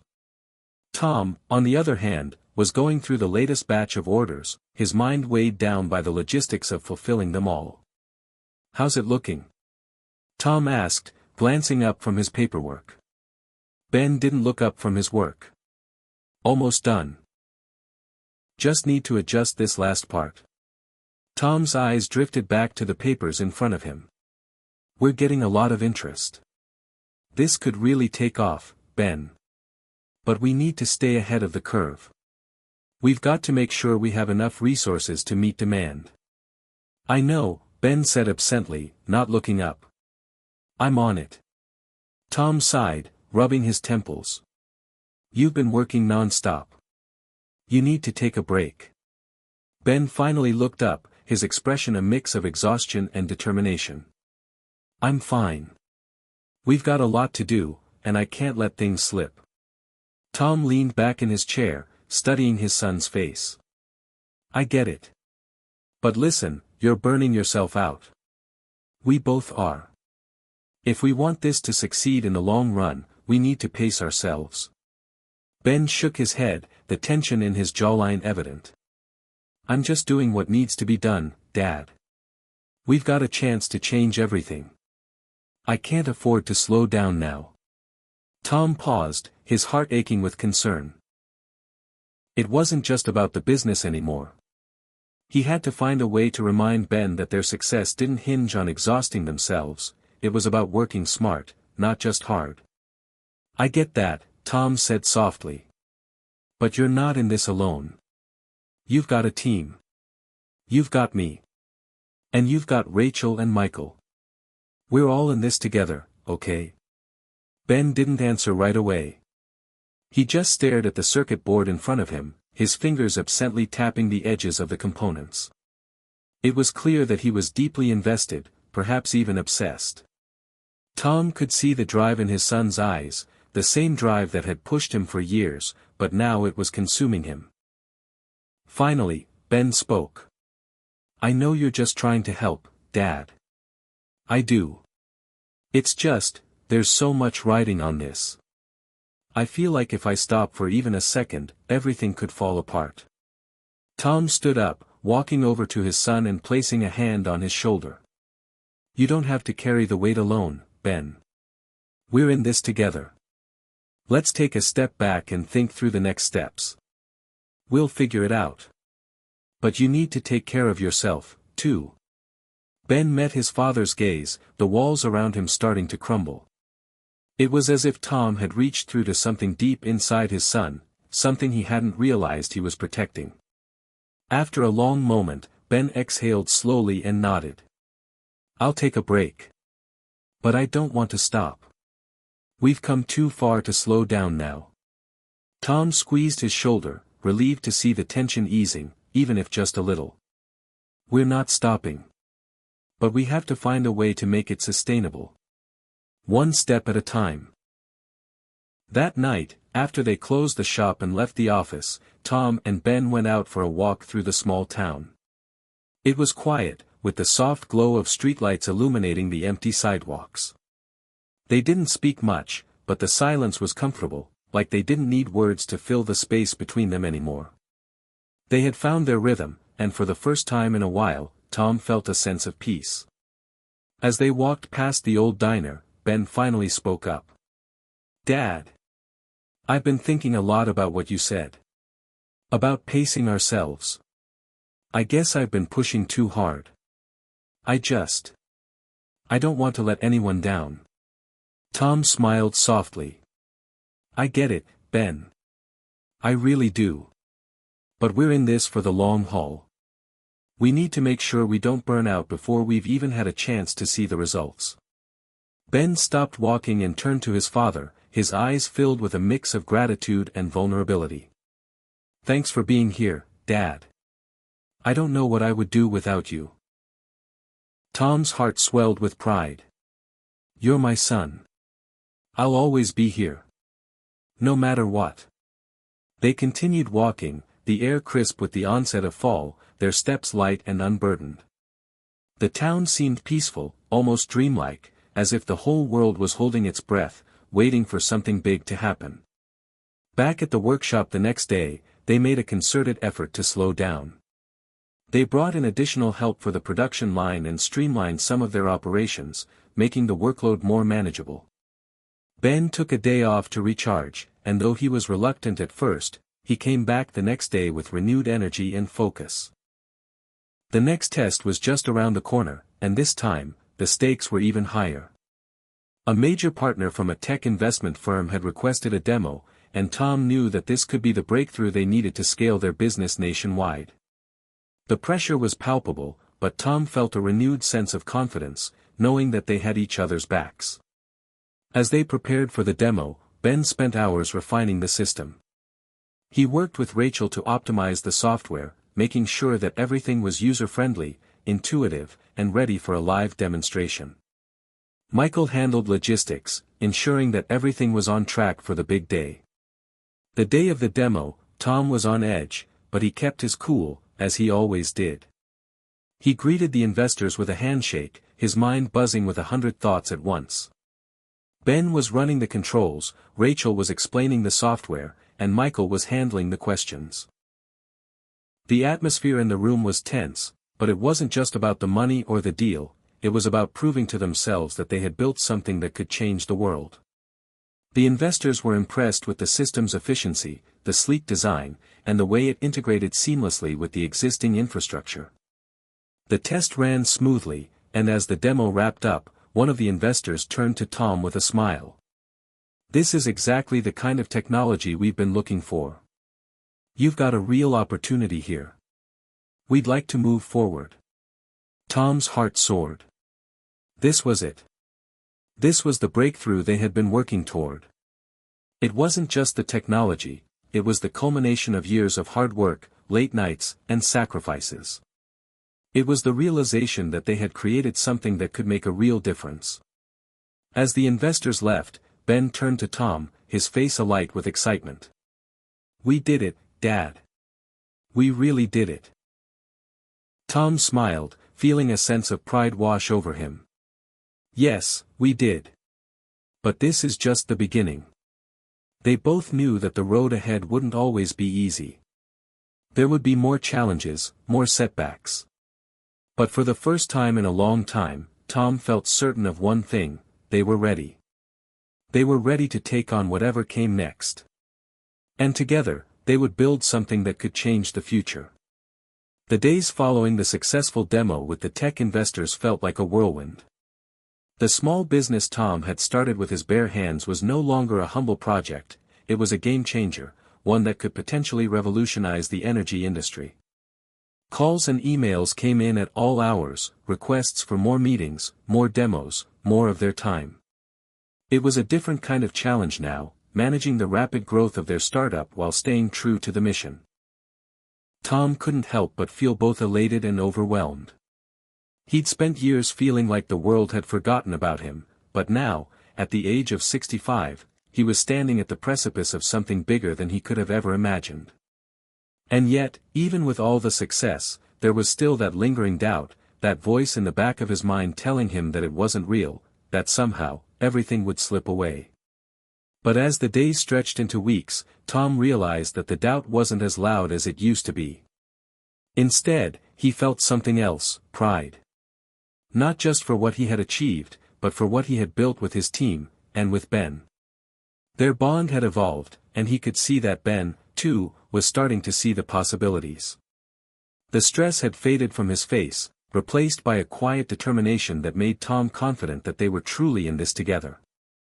On a crisp morning, a few weeks after the demo, the family gathered at the workshop for their weekly check-in. Tom, Ben, Rachel, and Michael sat around the table, looking over the progress and planning for the next phase. It was a moment of calm, a breath between the chaos of running a business on the cusp of rapid expansion. Ben was the first to speak, his voice full of excitement. "We've got more investors interested. The demo really turned heads.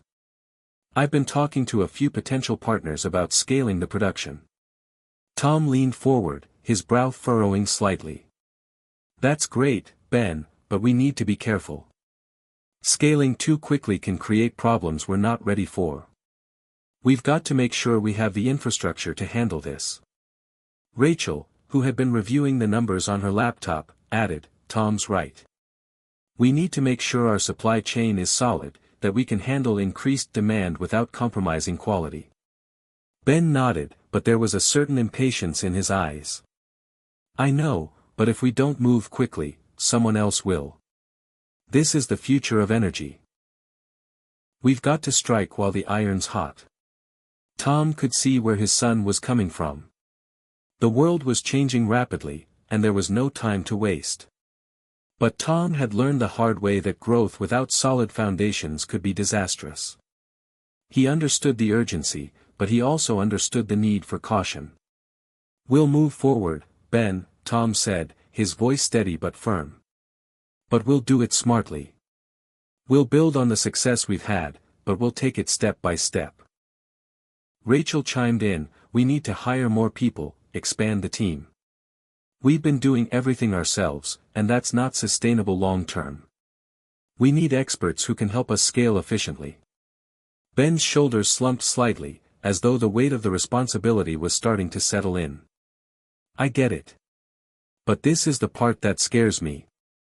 We're finally getting somewhere, and now we have to bring in new people. It feels like we're opening ourselves up to more risk." Tom smiled, understanding the fear beneath Ben's words. He had been there, too. But he knew they couldn't do it alone anymore, not if they wanted to make a lasting impact. "I understand how you feel," Tom said. "It's scary, Ben.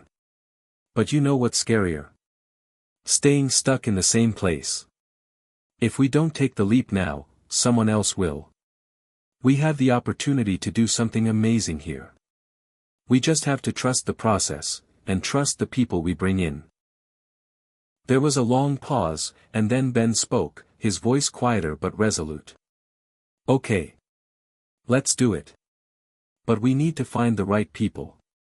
No one who's just in it for the money." Tom nodded, grateful for his son's willingness to take that leap. "We'll find the right people. And we'll build a team that believes in what we're doing, people who understand the mission. With that, they shifted the conversation toward logistics, how to streamline their operations, how to expand their workforce without compromising the company culture they had worked so hard to create. They discussed everything from hiring engineers to improving their marketing strategy, and by the end of the meeting, they had a roadmap for the future. But even with all the planning, Tom couldn't help but feel a twinge of doubt. The stakes were higher now, and the pressure to succeed felt more intense.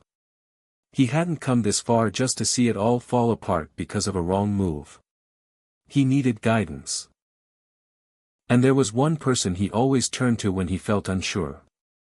That night, after everyone had gone home, Tom sat in his office, scrolling through his phone.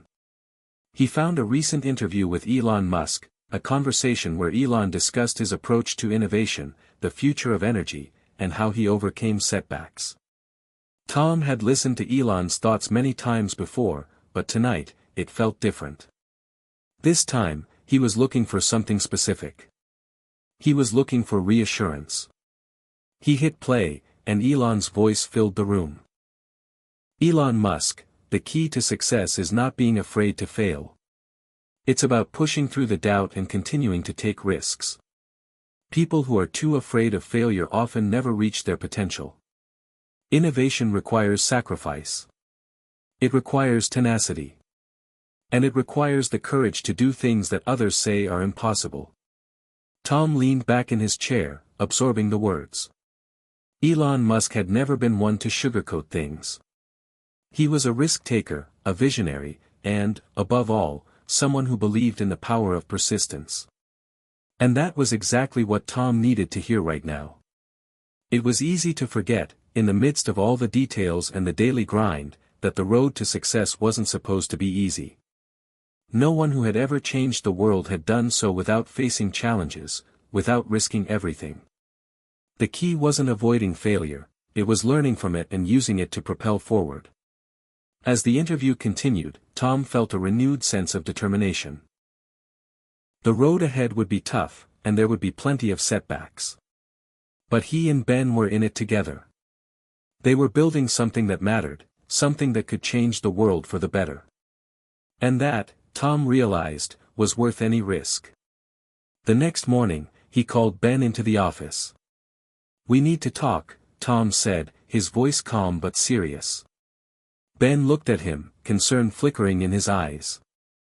"What's up, Dad?" Tom took a deep breath. "We're about to take this to the next level. And it's going to get harder. There's no going back from here. But I want you to know something, we're doing this together. We've got this." Ben smiled, his expression a mix of nervousness and excitement. "I know.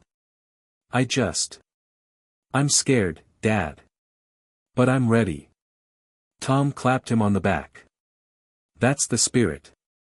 We're not just building a business. We're building a legacy." They shared a moment of understanding, the weight of the journey ahead settling in. But it wasn't a burden, it was a challenge. And for the first time in a long time, Tom felt ready to face it head-on. He wasn't doing it alone anymore. He had his son by his side, a team that believed in their mission, and a fire inside that couldn't be extinguished. As they moved forward into this new chapter, Tom knew one thing for certain, they were ready to take on whatever the future held. Together, they would make it happen. The months that followed the decision to expand were some of the most challenging yet exhilarating of Tom's life.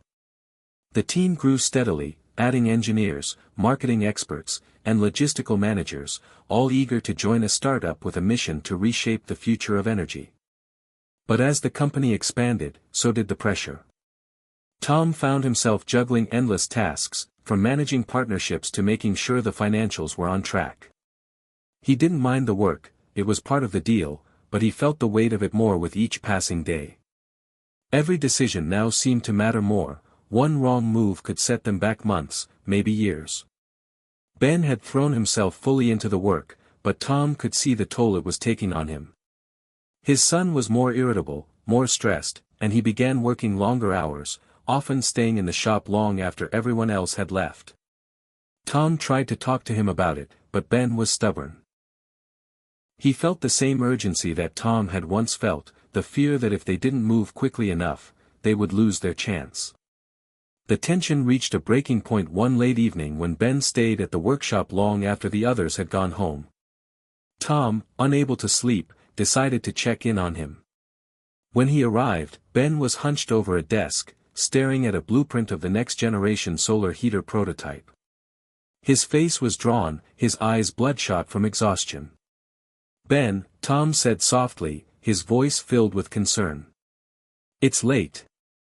You need to rest." Ben didn't look up. "I'm fine, Dad. I've got this under control." Tom sat down beside him, his eyes scanning the blueprint. "I don't think you do," he said gently. "I think you're pushing yourself too hard. We've got a great team now. You don't have to do it all yourself." Ben finally looked up, frustration flashing in his eyes. "I'm not doing it all myself. But if I don't push, we'll fall behind. And if we fall behind, we might lose everything." Tom placed a hand on his son's shoulder. "Listen, I get it. I really do. But you can't keep this pace. You'll burn out." Ben's jaw clenched, and for a moment, there was silence between them. Tom knew his son well enough to know that Ben didn't want to admit he was struggling. He had always been fiercely independent, but that didn't mean he didn't need help. "I'm scared, Dad," Ben admitted quietly, his voice barely above a whisper. "Scared that I'll screw this up. That everything we've worked for will slip through my fingers." Tom squeezed his shoulder, his heart heavy with empathy. "I'm scared too. Every day. But that's part of it, Ben. Fear is what keeps us going. It pushes us to keep moving forward, even when we don't know what's coming next." Ben's eyes met his, a flicker of vulnerability in them that Tom hadn't seen in a long time. For a moment, father and son shared a silent understanding. Tom knew that Ben didn't just fear failure, he feared letting everyone down. But Tom also knew that the only way forward was together.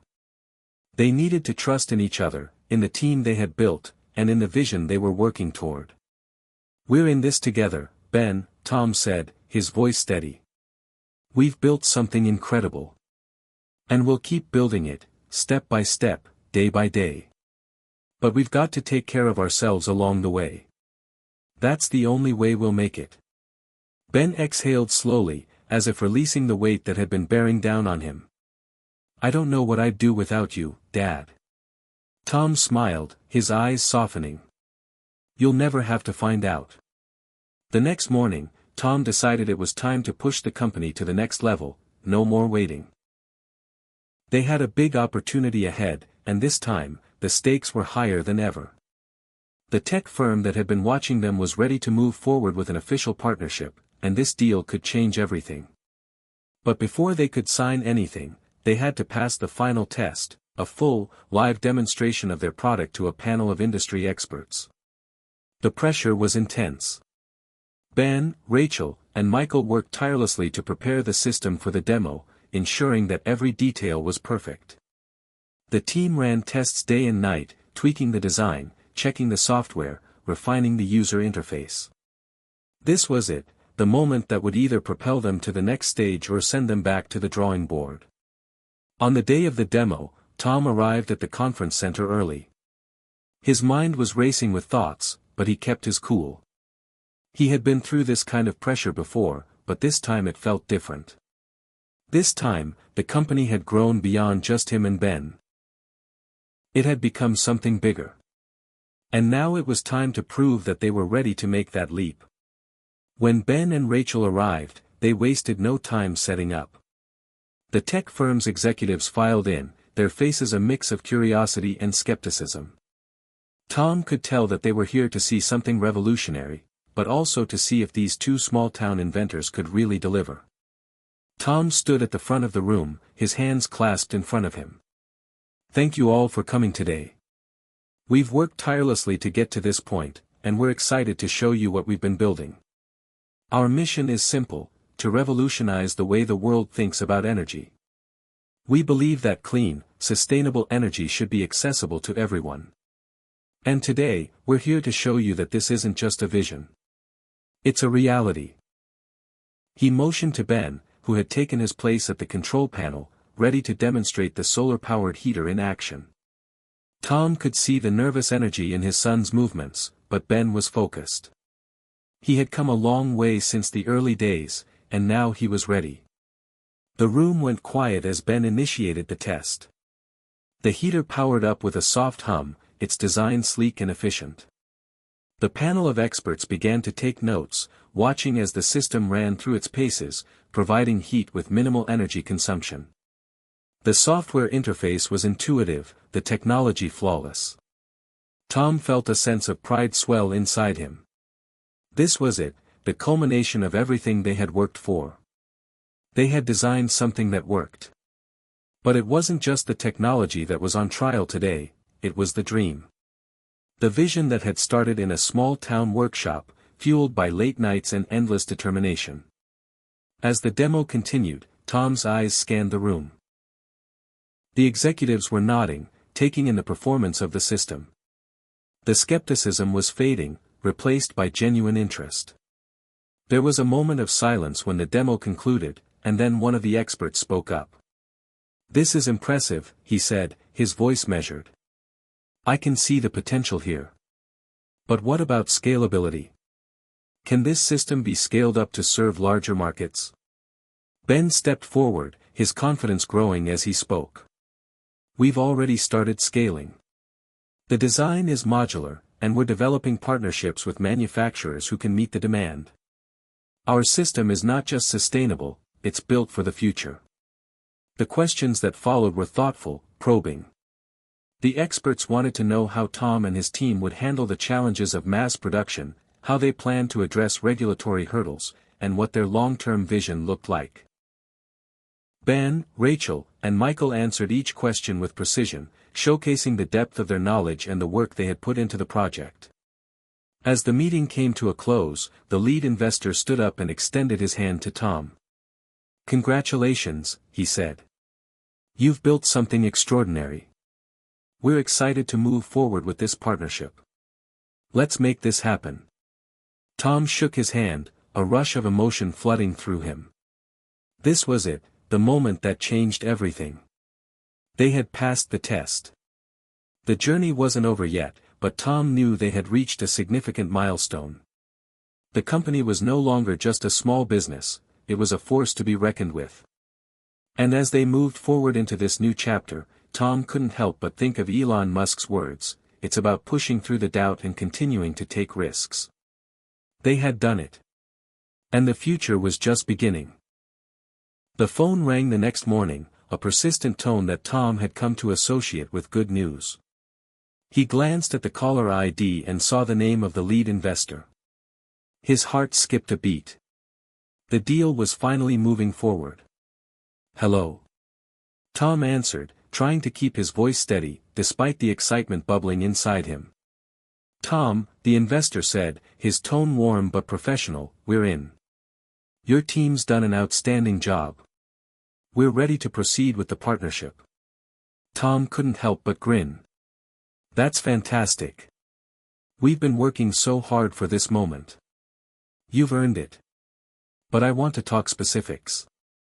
We'll need a formal contract, and we'll also be setting up meetings with your team to discuss logistics, scaling, manufacturing, distribution. It's going to move fast." The reality of it hit Tom all at once. This wasn't a small leap anymore. This was the big time. They weren't just talking about making a few sales or gaining some market share. They were preparing to go global. "We're ready," Tom said, his voice thick with pride. "We've got the team. We've got the tech. Now, we'll make it happen." After they hung up, Tom sat back in his chair, his mind racing with what had just happened. He felt a rush of adrenaline, but also a sense of relief. They had made it, but he knew this was only the beginning. There was still so much to do, and so many hurdles to overcome. There would be no slowing down now. As the days passed, the pace of work only intensified. The meetings with investors, manufacturers, and new partners became a regular part of Tom's routine. Ben was more involved than ever, often working late into the night, crunching numbers, and refining the product. Rachel and Michael were in constant communication with the marketing team, strategizing the launch campaign that would help catapult their product into the marketplace. The whole team worked in lockstep, driven by the same vision. Sustainable energy, accessible to all. But as the work grew, so did the pressure. Tom found himself dealing with the weight of their success, constantly thinking about the future. He had always known that the hardest part of any journey wasn't reaching the goal, it was maintaining the momentum once you got there. One late evening, Tom found himself walking around the shop, just checking in on things. He wanted to make sure that everything was running smoothly. As he passed by Ben's workstation, he saw his son hunched over his desk, typing furiously on his laptop. Tom could tell by the lines in Ben's face that something was bothering him. "You doing okay?" Tom asked, leaning against the doorframe. Ben looked up, his eyes tired but determined. "Yeah, just thinking through some of the numbers. We're getting close to finalizing the manufacturing deal, but I've been going over the projections, and I think we might have underestimated the supply chain costs. I need to talk to Michael about it." Tom crossed the room and stood next to Ben, his gaze falling on the spreadsheet. "I see what you mean. It's easy to miss those things when you're caught up in the excitement of it all." Ben ran a hand through his hair, frustration clear on his face. "I just want this to work. I don't want us to mess it up. We're so close, and I can feel the weight of it. What if we fail? What if it's not enough?" Tom sat down beside him, his voice low but reassuring. "Ben, you've already done more than I ever expected. I know it's a lot, and I know you feel that pressure. But listen to me, every company, every person who has ever succeeded in this world has faced those same doubts. They've been through those moments of fear. But they keep pushing forward. You and I, we've always kept pushing forward. That's how we get to the next step." Ben exhaled slowly, looking at his father. "It's just, the stakes are so high now.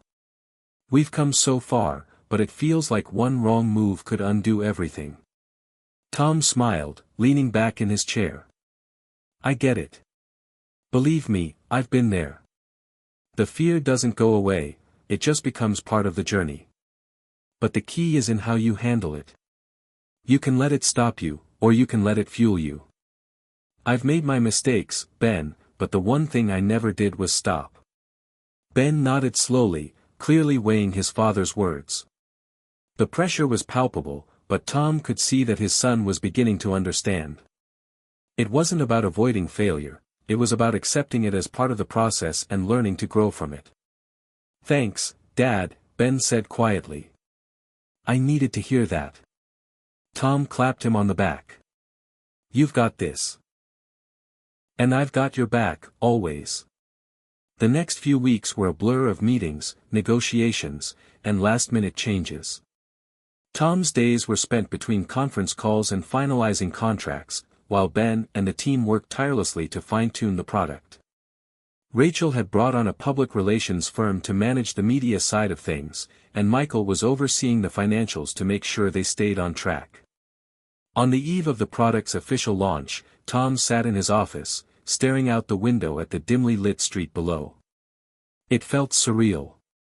For so long, he had lived with the fear that he was too old, that he had missed his chance. But now, at 65, he was standing on the brink of something extraordinary. It wasn't just a business. It was a legacy. A chance to leave something behind that would change the world long after he was gone. His phone buzzed, pulling him out of his thoughts. It was a message from Rachel. "Meeting with the tech press tomorrow morning. The product launch is set for the week after. Everything's lined up. You ready for this?" Tom smiled, his fingers hovering over the keys. He'd come a long way since that first late-night conversation with Ben, all those months ago. He typed his reply, his mind focused on the future. Ready as I'll ever be. Let's do this. That night, Tom didn't sleep much. His mind kept racing through every possible scenario, wondering what could go wrong, what challenges they would face in the coming months. But even through the doubt, he felt something else, a deep, unwavering sense of purpose. In the early morning hours, just before sunrise, Tom found himself standing at the back of the shop, looking at the product. The sleek, modular solar heaters were lined up in neat rows, ready for distribution. He ran his hand along one of the prototypes, the smooth surface cool under his fingers. It wasn't just a piece of technology, it was a symbol of everything they had fought for. He closed his eyes, letting the weight of the moment settle over him. This wasn't just a personal victory, it was a victory for everyone who had ever been told they were too old to change, too far gone to make a difference. In that moment, Tom realized the most important thing: they had made it, not because they were flawless, but because they had persevered. And that was what mattered. Hit subscribe and leave a comment with where you're watching from. This story might just spark a new beginning. What's one thing that always pushes you forward, even when things get tough?